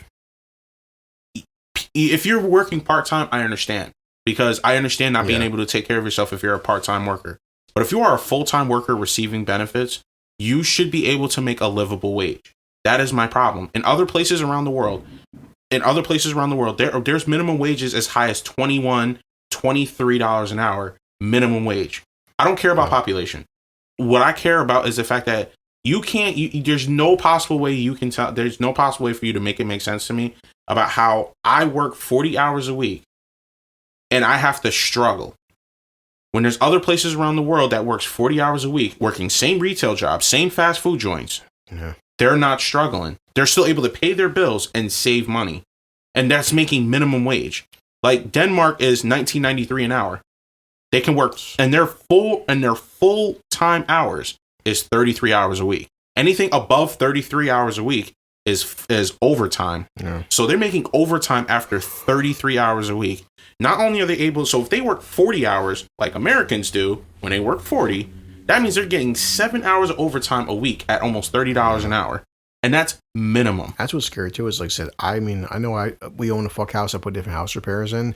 I shop for food. I shop at Walmart. I shop at fucking Price Chopper. I can't afford to buy organic. I just can't. It's just like, and like Junior said, it's like how many times like I'll stop by, I will get fucking dollar menu Taco Bell. I'll get a quick Stewart's fucking coffee, but I buy peanut butter. I buy cheap shit. I can't afford expensive meals. I just can't. Yeah, but that's technically, if you want to pick at it, that's livable. What's not livable is we don't need all these TVs. We don't need all these cell phones. We don't need all Netflix, Hulu, cable, internet. So let's take out all the things we don't need. Alcohol, smoking, drugs. Guess what? You're saving hundreds upon hundreds of dollars.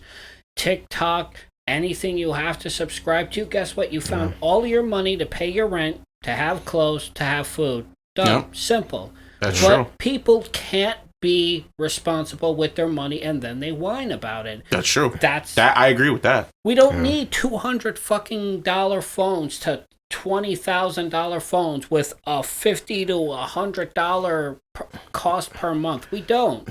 We don't need computers. We don't need all this shit. That's what's We're scary about spoiled. We are spoiled. We can't survive without this stupid shit. Yeah. Because when I was growing up, guess what? $800 was enough to last my mom and us 4 kids. Yeah. Well, let's say $1,000 a month. 5 people and $1,000. That's $12,000 a year. Mom and us 4 kids were fine. We didn't have cell phones. We didn't have computer. We didn't have every console and every game. It's called sacrifices, but you don't need all this garbage to live. But also, a gallon of milk was also half the price than it was too. See, that's a problem. So inflation was so bad, where the same groceries that I got for myself when I was living on Madison Ave, as opposed to when I was living on Warren Street. Let me tell you a 2-year difference. I shopped for myself the same way with 2 different places in a 2-year time span. I spent $75 more on groceries shopping the same exact way in just a 2-year time span. That's ridiculous. And on top of that, it's because when I shop for about 4 days. I shop anywhere between 4 to 8 days at a time.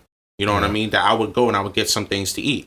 Like if I'm sitting there and I'm eating and I sit there, I'll get a couple of bags of salad. I'll get a thing of water. A 24-pack of water, a couple of things of salad. I would get some salad dressing. I would get, maybe some meat. And I'm going up, maybe guys. some meat. All right. And maybe some like egg noodles and stuff like that, just to cook myself something. When I put that on the counter and it says $75 just for 5 things, you know what I mean? Then let's just say, and then I would go 2 years later and I get the same 5 things. Now it's $103, and you're just like, but those prices are escalating so fast. Our wages aren't. So it's like some people. I agree with you 100% that a lot of people are living outside of their means. Yeah. Like if you are sitting there, like for example, why are you getting a $75,000 car if you're making $40,000 a year? I understand. Why are you doing that? You know what I mean? I understand that. At that point, you're broke. That's your fault. You know what I mean? You can barely afford to live because you're living outside of your means. But somebody like me who's taking a bus to work, you know what I mean? And I'm taking a bus to work. I'm putting money on my Navigator card, and I did the math. It's $1.30 per trip. Yep. You're taking 2 trips a day. So if you do the math, you're still spending almost $70 a month just on transportation to get back and forth to work. So $70 a month on transportation. You need a cell phone to keep in contact with people these days. That's just what it is. You know what I mean? You have to be able to keep in contact with people. There's emergencies. There's things happen. A cell phone is a necessity to keep in contact with people. I disagree. Because anything can happen. I could be out on the street. And something happens to me. I still need to be able to emergency dial somebody. Somebody needs to be able to emergency dial somebody. If I'm relying on somebody to see something happen to me, I'm dead. I think like, you know what I mean? Like that. A cell phone is a potentially life-saving instrument. It's not something to me. Yes, the things that you can do with the cell phone can be ridiculous, right? Like you can download hundreds of apps on your phone. You can get all these subscriptions, and you can have all these things. But for me personally, I'm just talking from a me to you standpoint, right? My expenses are so limited. Like I got Xbox. You know what I'm saying? Like I got Xbox that I pay money for once a year. You know what I mean? I pay $60 a year on it. That's $5 a month. You know what I mean? I have a cell phone that I pay exactly $68 a month on. That's my the insurance plus the phone itself. Yes, I paid a lot of money for the phone, but my last phone that I had kept dropping calls. So I got a good expensive phone because this phone doesn't drop calls. You know what I mean? I don't have to worry about connections with this phone. I'm underground right now technically, and it doesn't drop calls. You know what I mean? I spent my money for my quality because I saved my money to do it. You know what I mean? I'm one of those people that I'm going to work for what I have, and I'm not going to have an issue with that. You know what I'm saying? And I'm not living outside of my means. As you can clearly see, you see what I'm wearing. I'm wearing pajama shorts, a t-shirt, and some comfortable sneakers that I didn't spend a lot of money on. So I'm not living outside of my means. And I can still say that what I'm making right now is not enough. And I'm not living outside of my means. You know what I mean? I don't eat out all the time. I eat at home. I just get basic groceries. I don't even have cable. Yeah. But you know what I mean? All this extra stuff isn't part of livable. Yeah. That's the thing. Yeah. So if you stop that, you'd have all that extra money, which would push you maybe up, because livable isn't games, extra clothes, extra shoes. Yeah. It's pretty much you got clothes to wear. Yep, you got shoes and stuff. Yeah. I have 3 work outfits. Boom. Yeah, I have 3 work outfits. I have 2 going out outfits. And I have like a couple of like house outfits that I sit at the house with. Like I have 2 pairs of pajama shorts. So I'm not just gonna have 1 pair of sitting around. That's disgusting. Yeah, but we don't know the definition of livable. That's the thing. We all come up with our own assumption of what livable is. Yeah. And to me, remove all the games, remove all the cell phones, because it could be life saving. It's not a necessity. It's really not. Okay, I'm going to work. Here's my work's phone number. Call from my house phone if you need something. They'll get you, let you know, hey, it's an emergency. Boom, done. Yeah. Cell phones are really not a necessity. People think they are because we're so obsessed with technology. People will literally kill themselves if they don't have a phone for a week. Like if me not having a phone for a week isn't gonna hurt me. It's not gonna kill me. You know what I mean? If something happens to me, like if I'm out in the middle of nowhere, something happens to me, and I don't have my phone on me, I mean that's my own fault. You know what I'm saying? That's what happens. My phone is I have people contacting me from work more than anything else. You know what I mean? Like if my boss contacts me, like sending me text messages saying, "Oh, I need this done when you come in tomorrow." You know what I'm saying? Instead of waiting for me to come into work, they're texting me. It's convenience. You know what I mean? Yeah, but convenience doesn't mean not livable. Yeah, you're right. You can live with it. You know, you can live without the phone. You can live without the phone. Yeah. It's just heavily inconvenient. You know what I'm saying? That's for my profession and what I do. It's heavily inconvenient for me not to have a phone. Like it's the same thing. Like if there's like a plumber or something. Like let's say if there was like Christofelli Brothers was here and they were doing something on Chris's pipes and he wasn't, like let's say he wasn't in the house but his mother was. You know what I mean? And there needed to be a message conveyed to Chris. Yeah. And that guy is going to convey the message to Chris better than Nancy will. Because Nancy doesn't understand plumbing terms like Chris does. So if the plumber isn't talking directly to Chris, you know what I mean? So to me, it's like, I feel like there's me and you definitely differ on what's a necessity. I feel like in this day and age and based on how we work and based on how America is overall as a society, that cell phones are, especially for communication purposes, is a necessity.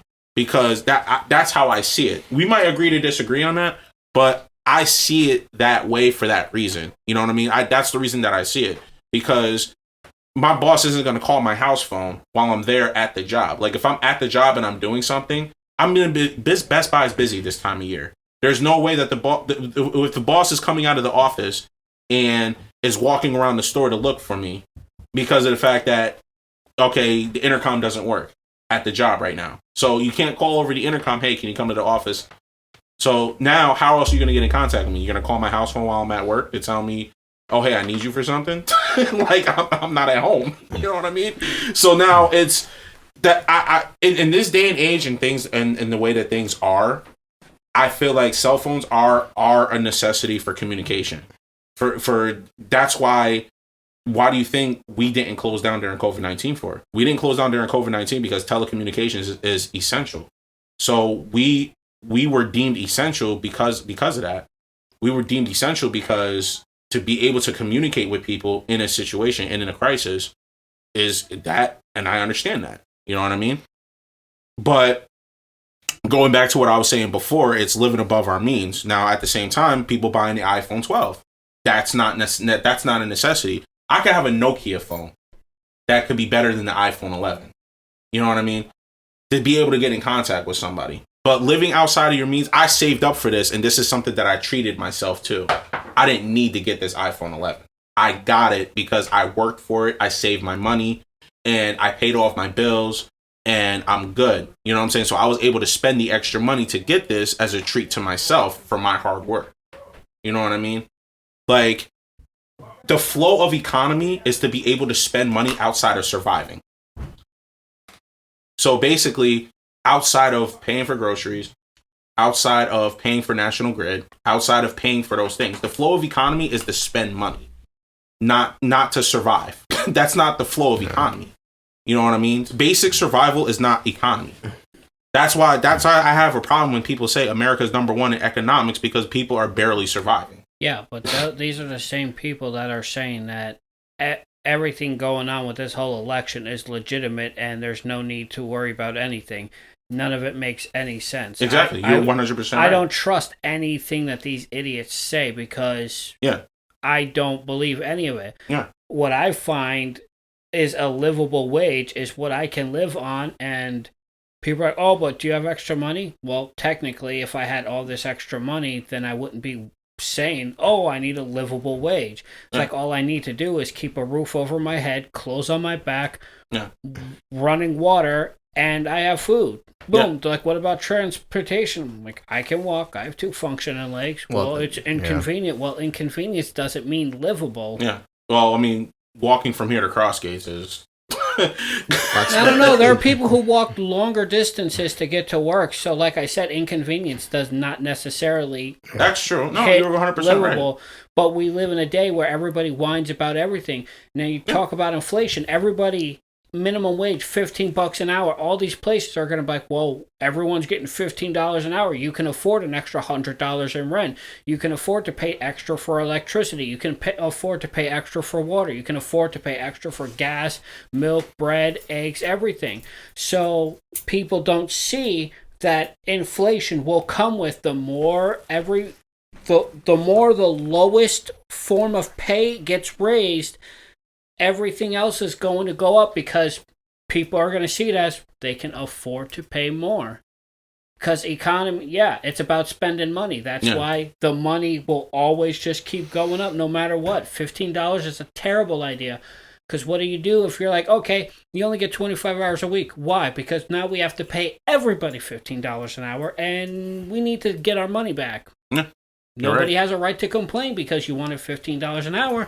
You never said you wanted $15 an hour on top of 40 hours a week. Yeah. That's where people fuck up. They're like, oh, I wanted this. Did you say that? No, I said I wanted 15. You fucked up. Yeah. Because jobs don't like to hire full time. Like jobs, it's because of with Obamacare fucked up a lot, especially within corporations. Yeah. Because it's a stretch to get full time. Because to get full time is to get benefits. That's why I'm worried, because Joe Biden wants to bring back in full force Obamacare, which means you will get fined if you don't get insurance. And a lot of people can't get insurance. Because they can't afford it. Exactly. And because I looked up Obamacare, I had to pay over $400 a month. And I'm like, dude, I only make like $250 a week. Yeah. So that on top of everything else was more than my $1,000, and I got a license to be a security guard, and I was making less than $11 an hour, and this was during the Obama era when it was a lot less. Yeah. And it was like, wait, this is when they started talking about $15 an hour. I'm like, wait a second, I actually had to pay to get a license, pass tests to show I'm coherent enough to do my job, pay for uniforms and all that. And I wouldn't get $15 an hour, but an asshole flipping burgers and how do you want your fries is going to make $15. No, that's not fair. Yep. Because you can fucking hire circus monkeys to do this. And if there's someone listening like, I flip burgers, not saying you're an idiot, but there's a complete difference between being a qualified security guard who has to pass courses every year to get a license and show that they're capable of doing a job, where at times there are life or death matters over how do you want your burger and fries. Sorry, you don't deserve $15 for just making a patty. No, you're right. I agree. It's all skewed, but we elect the people who decide what is what. We elect the mayors, we elect the governors, we elect the senators. People need to do more research. We have all this technology. I can find when Trump's went to fucking college on my phone. I can find out when Biden helped make the bill which locked up black people, which allowed the cops to just rip them out of their cars. Yes, the man that all these people who think racial equality is a thing made a bill to help arrest black people at fucking faster rates. Yeah. Or how about Kamala Harris, whose family owned slaves? I don't care that he's the president. If he wins fairly, cool. I'm gonna wake up, go to work. I don't fucking care. Exactly. You're the president. Fine. I'm not gonna do what I did with Trump when the Democrats were like, he's the biggest asshole. Fell for that once. Not doing it again. Yeah. I lived through Bill Clinton, who had a thing about grabbing women and jerking off on dresses. You know what? Fuck it. But nothing is fair anymore, and we don't want to believe a lot of stuff. Yeah. Livable wage is questionable because what is livable? Livable 20 years ago was far different definition than today. Yeah.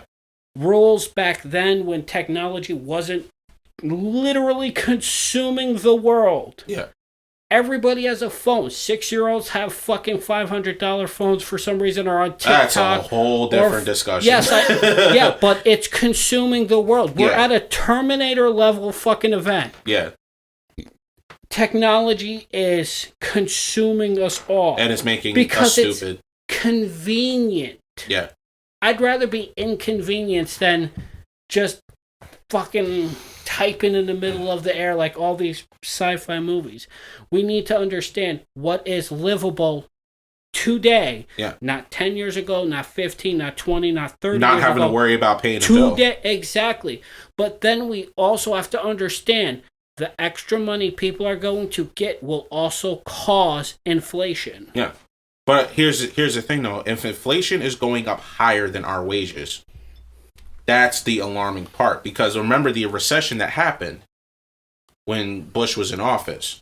Remember the recession that happened that caused prices to skyrocket, but our wages weren't. Yeah. And people were struggling left and right just for basic survival, because outside of paying your rent, you could barely, like, there was a thing that was, this lady was making $16 an hour being a bank teller, and rent out in California, the average one-bedroom apartment in California is $1,200 a month. So $16 an hour with rent being $1,200 a month is ridiculous. You know what I mean? Like you can barely afford to live. But that's where I say these people can vote to get rid of these mayors or governors or senators who are like, haha, these people can say they'll charge as much rent as possible. These are the same people who can complain to housing programs. We can't do this. This is literally killing us. But people don't. They will rather go on social media and bitch than actually go out use there the and technology to do their research. To who to vote in or vote out to help them. We elect these people who we think have our best interest in mind, and people don't realize that. Nowadays, it's derangement syndrome. It's not, there are people who are like, I'm a never Trumper, I'm a never Biden. Yeah. You know what? Just because you're like, I don't want this person to win, I'm voting for the other person, you're part of the problem. Yeah. People need to do research to what will best benefit them. And unfortunately, if at some point you have to move to better yourself, humans are nomadic. We will travel to where it best suits us. You may not like it. It may be inconvenient, but it'll be livable. Yeah. The problem becomes, though, it's like when you have the problem becomes when you have a child. When you have a child and you have to take care of a child, that's where the complications arise for because of the fact that, like I said, I'm going to go back to the example that I was talking about before about the lady that was making $16 an hour with $1,200 rent. It's when with $16 an hour multiplied by 40 hours a week is $640. Times that by 4, that's $2,504. That's $2,560 gross. After gross, you're probably bringing home $1,900 a month. Yeah. Approximate. With $1,200 rent, that's $700 a month now. Now, National Grid, ridiculous. A monopoly that shouldn't exist because we're not supposed to monopolies are unconstitutional. Well, yeah, exactly. But yet you have governors, mayors, or senators who are just like, I get an extra paycheck, and nobody calls them out on it because people are afraid to. Yeah. So with $700 a month, now between rent and National Grid, you're down to $550 a month. You're down to $550 a month to eat, get back and forth to work, and take care of a child. You know what I mean? So with $550 a month, and then not to mention anything, any other bills that could possibly be there. So you're talking food. You're talking food is going to cost you at least, especially in this day and age, well, with a baby, I would say easily $400. $400 a month. So that's $400 a month for food. Yep. So now you have $100 a month after food, National Grid. After food, National Grid, and rent, you have $100 a month. So that means you can't have a car. No. That means you can't have babysitter. No, you can't do daycare. So you can't have a babysitter, can't do daycare. You can't do any sort of extracurricular activities at all whatsoever. And let's just say, for example, let's just use Cricket's price for a phone, which is, let's say $65 for a phone. So that's $65 a month for a phone. So now you're down to $35 a month. Now you're down to $35 a month. Because you're spending $100 a week for food between you and the baby, which is doable, But which that's up for debate. But that's $35 a month. So we're not talking transportation back and forth to work. We're not talking anything else. And literally, at the end of all of that, she was in a $567 shortfall in terms of salary, making $16 an hour. And it's just like, that is not, you know what I'm saying? To be able to take care of yourself in a situation like that, to me, what livable is to be able to take care of yourself.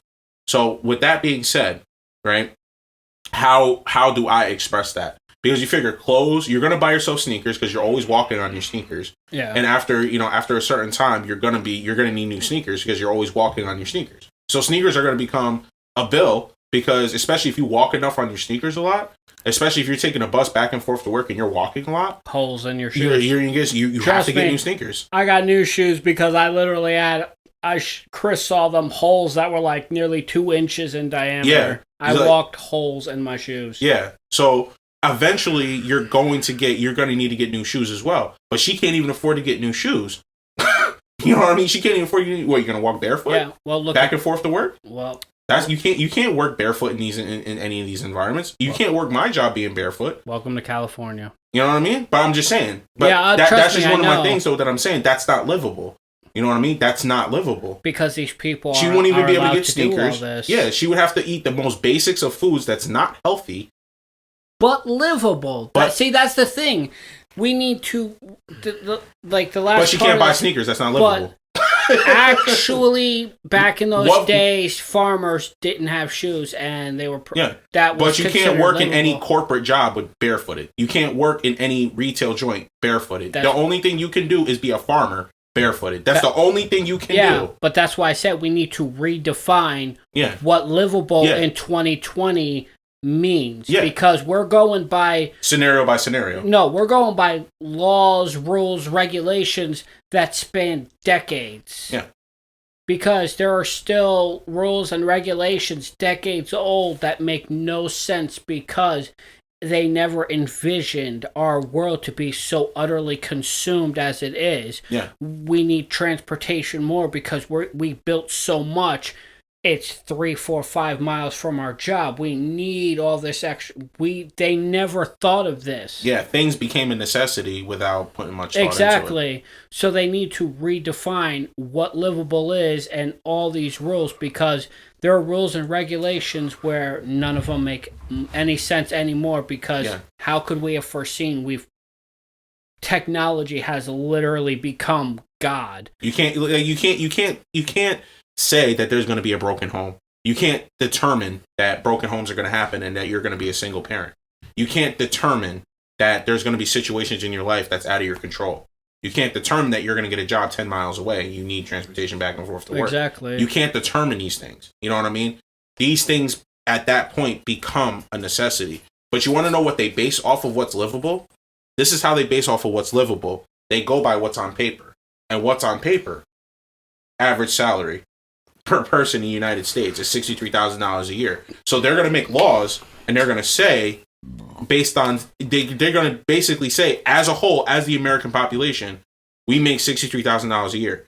Even if we don't make $63,000 a year, but because that's the national average, that's what they're going to go by. And that's bad. That's the part that's bad. Like, because you know damn well, if you go to these, you know damn well the majority of the workforce in Americans is going through these corporations. Retail workers. Blue collar workers make up at least 85% of the American workforce. That makes less than $63,000 a year. Yeah. You already know that. You know what I mean? They don't care about that. You know? It's still, you know what I said? You know what I said to this one person is the fact that this is what I'm saying with these elections. This is why I hate voting. The reason why that I hate voting for is because of the fact that there's no clear better candidate. It's always been the lesser of two poisons. If you think about it, because of the fact that it's like, what better to be a president of the United States than somebody who's lived this life, who's lived working 40 hours a week, who's lived having to live check to check, who knows that the standard of living differs from Georgia to New York. Exactly. Who knows these things. The better candidate is going to have that knowledge and is going to make the determination of the livable standard. You know what I'm saying? And if you leave it up to the state, that's bad. Because again, I'm going to tell you right now, if you go to the Albany website, if you go to the New York website, the labor website, they literally have that. They have somebody who makes 6 figures a year say that as a single parent with 3 teenagers, you can gross $41,391 a year and be there to take care of 3 teenagers. That's absolute bullshit. There's no fucking possible way. Yeah. But there's no possible way. You can't. There is, because that's gross. All their figures are gross. Grossing $41,000 a year means you're bringing home 32.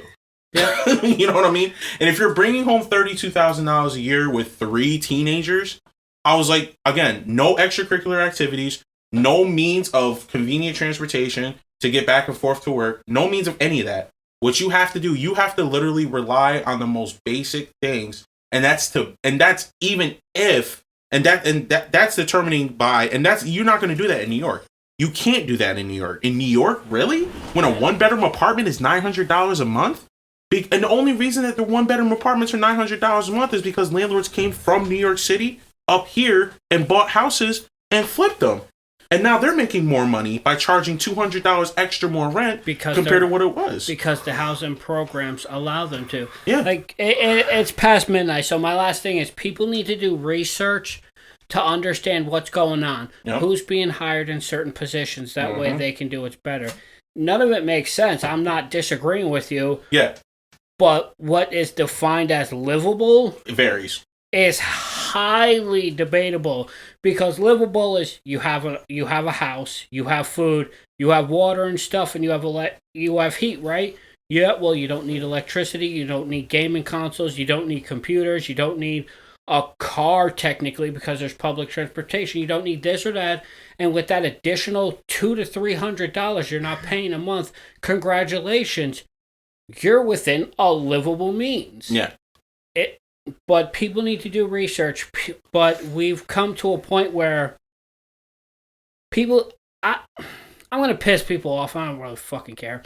People don't have, most people, there are rarities, and I love them, that don't have their own mind. Mm. They're called NPCs. They're programmable people. They see someone else say something like, fuck Trump, like, yeah, fuck Trump. Why fuck Trump? Well, that one time he did this. Fuck Trump. Like, what about the other side? No, fuck Trump. Like, okay, so you don't have a mind of your own. But people need to do research to better themselves. Nothing is ever going to be perfect. Nope. But with research and bettering ourselves with information, we can understand what to do, who to go to, who to talk to, what to do. Better voter decisions. Exactly. Everybody has technology at their fingers. We can find out anything. Yep. I can put my name in a search engine and find out if I have Facebook, MySpace, FooBar, TikTok, all this and that. That's how your personality, your height, your weight. Yeah, like, you can. Because it's like it'll even show your profile picture and info stuff. That's how it is, but nobody uses it. Nope. And or very few people use it. Honestly, people just need to think for themselves. Yeah. Don't be some random person who follows the crowd. Yeah, it feels nice to have all these people, but these people will just as soon stab you in the back for disagreeing about whether the sky is purple or fucking black than it is. Just make up your own mind, and if people hate you for it, it means that you've obviously left such an impression that people just can't handle it. Last thing that I'm going to say, too, to wrap up is just the fact that we, as blue-collar workers, we also have to look out for ourselves, too. And I say this a lot, but it's just the fact that if we don't look out for ourselves, like, look at Black Wall Street. You know what I'm saying? Like, that thrived better than the entire state. That little neighborhood thrived better than the entire state because everybody looked out for each other.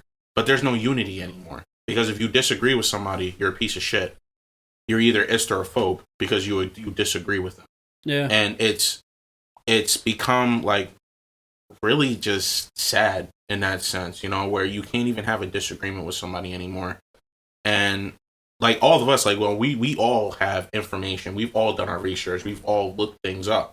So we can all bring things to the table. We can all bring facts to the table because we did our research. The thing is, though, is that people can't look outside of their point of view. Yeah. And once we do that, blue collar can thrive even more so if we open our eyes as the majority. Because the majority does have a way louder voice than the minority. But we got to speak up with facts, not opinions. Social progression needs to go away. Yeah. And we need to actually start focusing on facts and bring facts to the table and bring ourselves together and have a voice. And that's when change is going to happen. And as I said before, I support all local talent. I support local businesses. I don't support corporations. I might work for one right now, but you know what? Eventually I'm going to be working for myself at some point. And fuck yeah. And it's just the fact that I am a full supporter of local talent. I am a full supporter. Anything local, anything that's small business related, I support. You know what I mean? Send me links, send me anything, and I will support it. And that is my spiel for the end of this podcast. Facts. What about you, Chris? Oh boy, you look like you're so tired. You're like I was just like trying to dissect all that. Like, to what Ellie was saying, I've listened to different people talk about what's considered livable, mandatory. It's 2020, guys. This isn't 2010. This isn't 2000. This is 1990. Cell phones, love it or hate it, it's fucking mandatory. I can break down 100 situations at work. If I didn't have a cell phone, I'd be fucked. Cell phones, at least at my job and about 1,000 other jobs, a cell phone in 2020 is fucking mandatory. The internet, for most places, is fucking mandatory. This is 1995. It's not 1955. We didn't have cell phones growing up. Yes, 1995 was a different generation than right now. Right now, my son is going to school on a fucking laptop. Was I going to school on a laptop? No. Wi-Fi for a lot of places is mandatory. So it's like, what's considered livable and not livable? It's generation to generation. People don't fucking get this. There is people out there, and I've seen articles, news videos on this shit too. in fucking different states and stuff. There's people out there who don't even they can't even sign their signature on their fucking check. They live 100% on their phones. They've even fucking said the coins, the penny, the nickel, even the fucking quarter, there's going to come a time, whether it's in our generation or Christian generation or even when we're grandfucking parents, money is not going to fucking be there anymore. And I've told fucking mom this shit 1,000 fucking times. I get very tired of like, well, Chris, I don't know the computer, I don't know technology. Mom, okay, unless you plan on dying in the next fucking 6 months, it's 2020. If you don't know how to work a laptop or a cell phone or a fucking smartphone, you better fucking learn, because you know what? It's not gonna go back to VHS days, guys, and rotary fucking phones. It's only gonna get higher and higher. Yeah. So even fucking Ben Shapiro would say, like, with the living wage from 1950s and 60s, Ben, this isn't 1962, okay?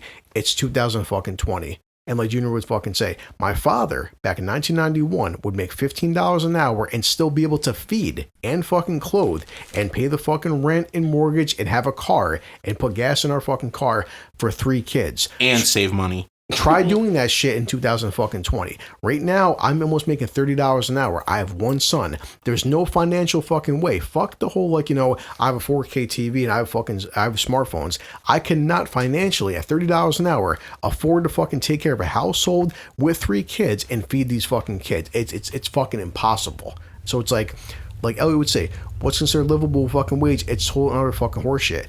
I understand the fact that, yes, a person fucking flipping burgers at Burger King and McDonald's isn't require the skill that I require or a fucking plumber requires. However, these people, though, still, not everybody is smart enough or educated enough or even skilled enough to be a fucking nurse or a plumber or a fucking technician. These people that are at fucking Walmart pushing fucking carts, maybe they're not good enough to be a fucking roofer. They still deserve a livable fucking wage. That's the fucking problem. Now, I understand the fact that, yes, they should make less money than skilled laborers, but as somebody who works in fucking public transit, I see people every fucking day get on the fucking bus that are going to work at a hospital. So you're telling me, why is a hospital worker, whether it's a fucking nurse or somebody at the fucking working in the food court or somebody who's just even wiping down hospital fucking beds and doing linens, they're making the exact same wage as a person who's working at Burger King or Wendy's or fucking Target. These people work at hospitals.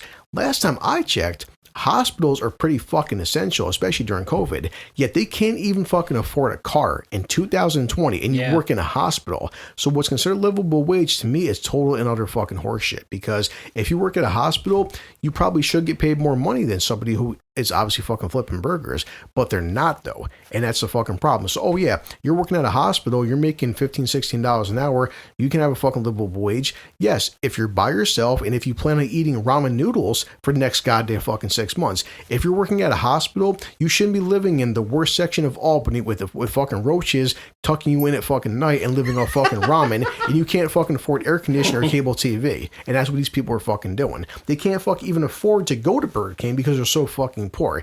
And these are essential fucking workers. Yeah. Like I fucking said, people that clean your fucking air, they take out your garbage, that clean your fucking water. Everybody here goes to the sink, turn on the water tap, get some fucking water, make some coffee, boil some fucking soup, whatever. There's somebody out there who's filtering your fucking water. These people can barely fucking make ends meet, and we need them. But we can't even give these people livable fucking wages. That's bullshit. Yeah, I'm sorry. We need to redefine essential and livable, because people giving all their money. Think, and this is what Big fucking Al said. Bad. What's considered livable or capitalism? The average fucking person, the average person wants to have we don't need 40, 50, $60 million fucking mansions. Give me a decent home that isn't fucking breaking down without a hole on my roof. Give me able to at least go to Walmart and buy my fucking children school clothes, school supplies, food. It's like, and again, it's 2020. My 13-year-old has a cell phone. At 2020, a 13-year-old, unless you live in Alaska or in the middle of fucking the Minnesota woods and you want to live like a damn caveman out in the fucking boondocks, something, cell phones in any major metropolitan city is fucking mandatory. It's the way technology works, and it's only going to get worse and worse and fucking worse. We unfortunately, this is the fucking global economy. Technology is getting out there where everything's becoming fucking mandatory, whether you like it or not. The internet is fucking mandatory unless you plan on living in fucking Beirut or something,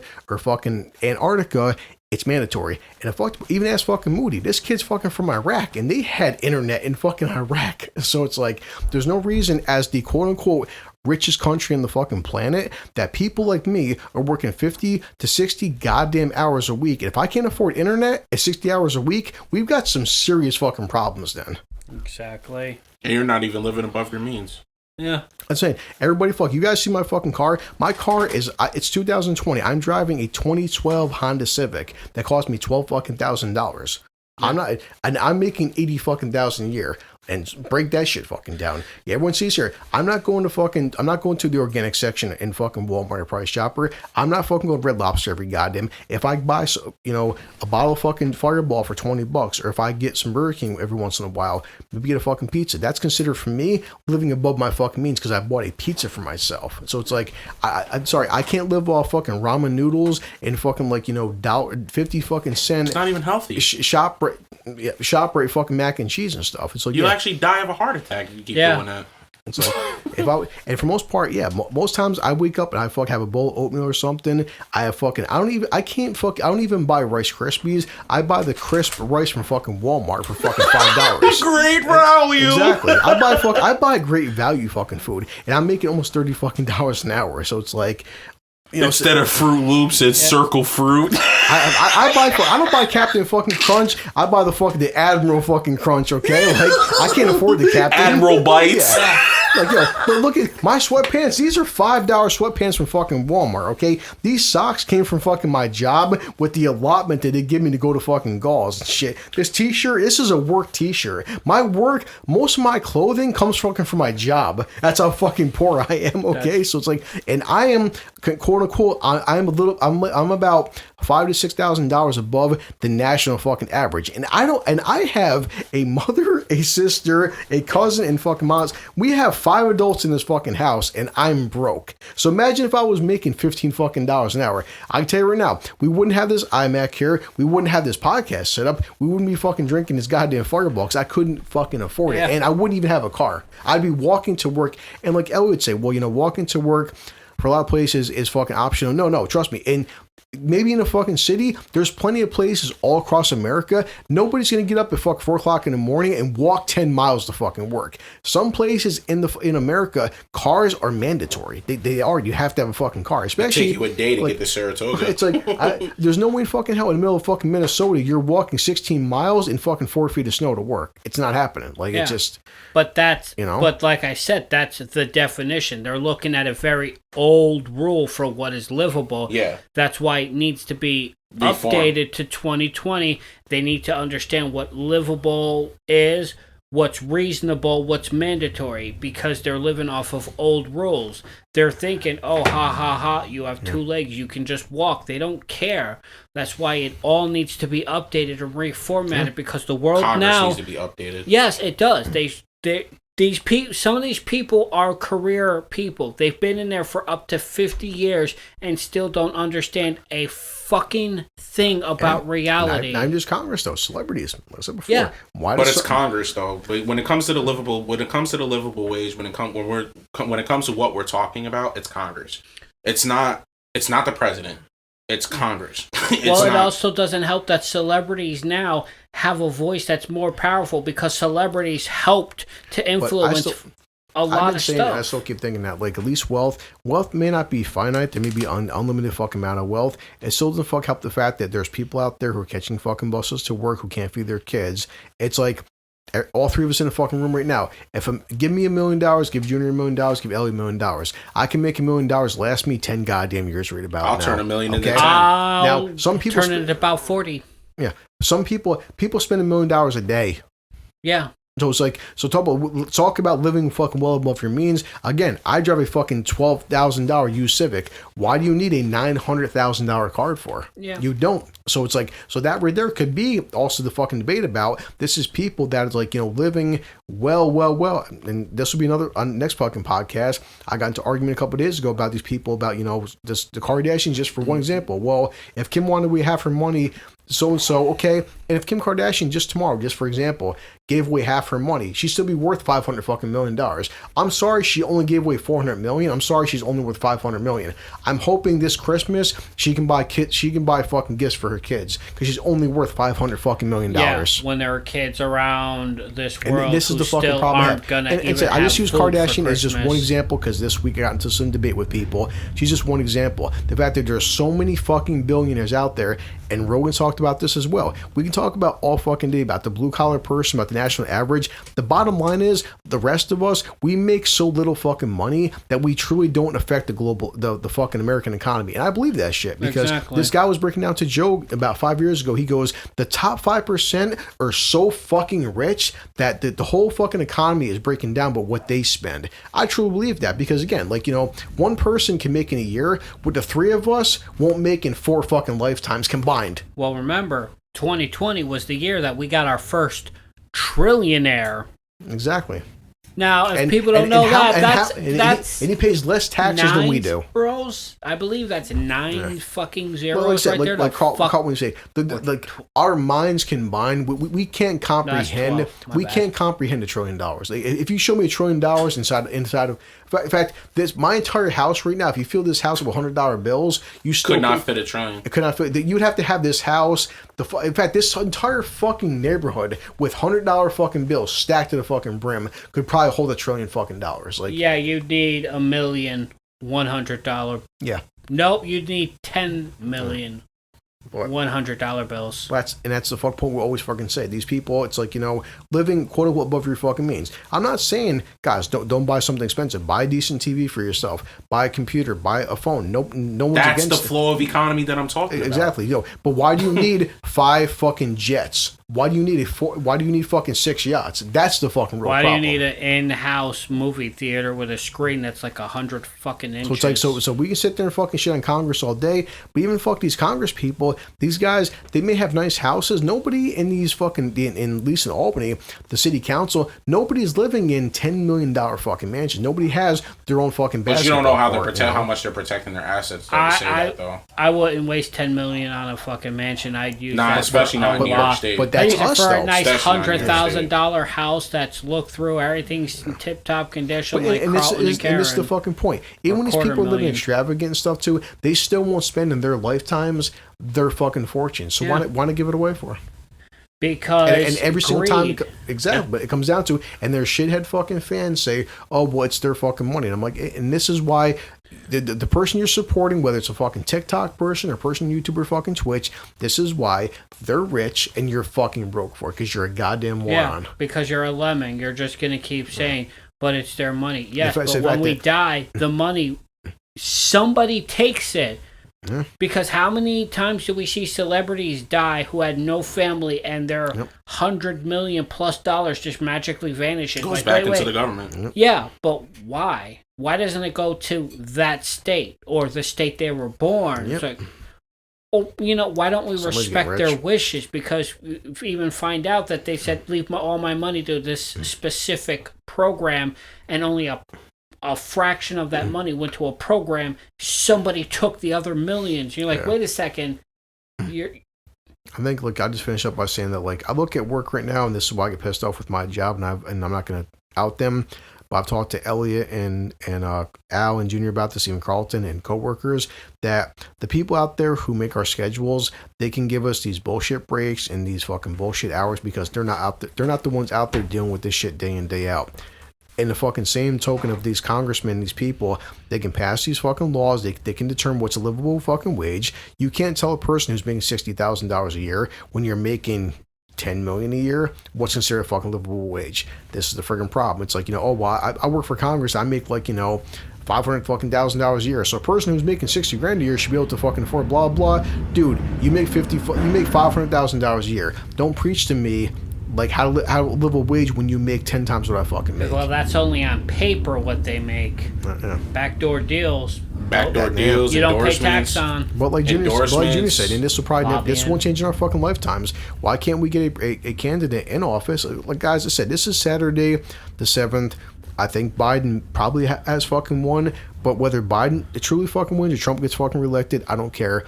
like Junior would say, why isn't anybody, at least in my lifetime, who's been in the fucking presidency, why isn't this a fucking person who comes from a family that makes like $20,000 or $30,000 a year? Why is everybody in Congress and Supreme Court and in the fucking House of Representatives in the presidency wealthy? Why are they all fucking wealthy for? Why are they all millionaires plus? Or why is it magically when they when they get in that position, they're magically worth $100 million? Yeah. You know what? I want to look up the thing. I want to become president. I don't know fuck about all 50 states. I don't know what the fuck you do for a living. But guess what? I'm the average person because they don't teach me this shit in school. I think Nebraska has corn. Pennsylvania has fracking.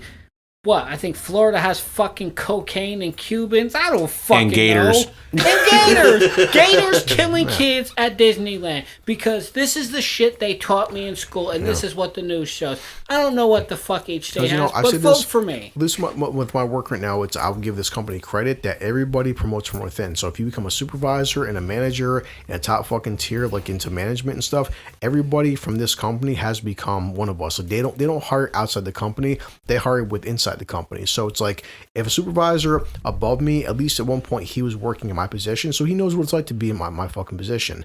So I dealt with this years ago at the fucking post office. At the post office, you have somebody who never picked up a single letter in his life, never walked a single footstep out there delivering mail, would sit there and tell me, hey Chris, you should do this route in 5 hours. 5 hours? It takes me 8 hours to walk this route. Yeah, but according to my paperwork, you should do it in 5 hours. Okay. Have you been outside in the middle of December and walked this route? Well, no, I haven't. Then shut the fuck up. Okay. Bingo. And this is the fucking problem with fucking Congress, with the presidency. Don't sit there and tell me when you came, fucking even Trump himself or fucking Biden, you came from, like, remember Trump said this years ago? Came from money. Trump was like, oh, like my father gave me a small loan of like $10 million.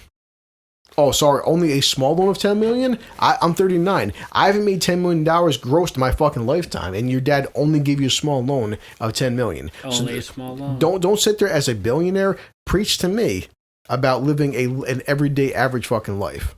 Now, I said, if somebody was in fucking the presidency who was actually was one of us who came from shit like we did, I would take them fucking serious. But until then, like Junior mentioned this not too long ago. I forgot who you said it was, but somebody spent like $500 million in their fucking Bloomberg. Campaign. No, they updated it. So it's over $1 billion fucking dollars. Yeah. And he spent over $1 billion, then over an additional $100 million to fucking run Joe Biden's campaign. So he literally spent over $1.1 billion from running to be president until now. And imagine what that money could have did to fuck. How many schools, how many hospitals, how many fucking military personnel people that could have helped. But you spent $1 billion to run for a campaign, and did you win presidency? No, exactly. Yeah, so why don't you just take $1 billion and just wipe your ass with it? Yeah. So go fuck yourself. Well, in the next podcast, what I'm going to do for the next one is that I'm going to draw up some paperwork for you guys, and I'm going to give you guys some surprising statistics about some things. You guys won't be surprised. No. But you're going to know just how fucked up the government really is and how fucked up the Congress is if we actually hear the numbers. Because like I said, like you said before, Elliot, that people need to do research. Yeah. I did a significant amount of research on this stimulus package. And you're really going to be surprised just how they broke it down. I'm going to show you on Saturday. I'm going to show you. Wait, what's today? Today's Saturday, right? Well, Sunday now. Sunday, but Tuesday when we come back, right? I'm gonna draw up some paperwork for you. All right? I'm gonna draw up some paperwork for you, and I'm gonna show you exactly what I learned from the $2.2 trillion stimulus package that they passed, that they supposedly said was helping the American people, but instead helped out everybody who helped out in campaigns. Yeah. And I'm going to show you on Tuesday. Yep. But to conclude, as we get out of here, I'm going to throw a second conclusionary statement up there. As I said before, any local talent, any local supporters, add me on Facebook. Add me on Facebook. I'm Ill Will on Facebook. From Albany, New York, up here with all my friends and stuff like that. Add me on Facebook at any point in time, and throw some links down, throw some support down. I will support your business. I will support anything that's local and small. I'm a local and small supporter because at the end of the day, we're going to spend money on corporations regardless. Yeah. But I want to throw my support as much as I possibly can into small businesses and local talent. And that's pretty much my spiel, and I can't wait for the next episode already. Because, like I said, we're going to get more deep into this blue collar talk because we want you guys to understand that we do our research. Like, we actually look up things and we actually have information for you guys, and you guys should really pay attention. Yeah, and I'm just really tired of fucking people like us who go to work every day. It's 12:30 now. I got to be at work at 6:30 in the morning. June's got to be at work tomorrow. Elliot's got to be to work, and And I pray to fucking whoever out there's listening that the pipes in my house don't fucking burst again, because I don't have the money to fucking, if anything gets damaged in my house, I don't have that money. So this is the stuff I live with. I hope that some disaster doesn't wipe away everything I've spent my life working on. But it can happen to me. It can happen to anybody. So be careful. So I try making people laugh with Moody being here. It was fun talking to the kid. But as always, it's been a long week with more TikTok shit and more fucking Twitch stuff. And I'd always say, fuck these people that are fucking begging for your goddamn money, because we're not. And it's just fucking 3 people drinking Fireball, having a good time. All I want from you guys is a fucking like, a thank you. Tell me if I made your day better. When I get YouTube going, same thing with YouTube. But when me and Junior make our first YouTube video of like reviewing video games, I'm not going to be fucking begging for YouTube donations. We're just 2 assholes drinking in a fucking basement and stuff. So, give your fucking money to somebody who actually fucking needs it, because it's still fucking November. I'm not sure who officially won the presidency, but I told people, guys, flat out, I didn't fucking vote. I don't care. Trump won, Trump lost, whatever, guys.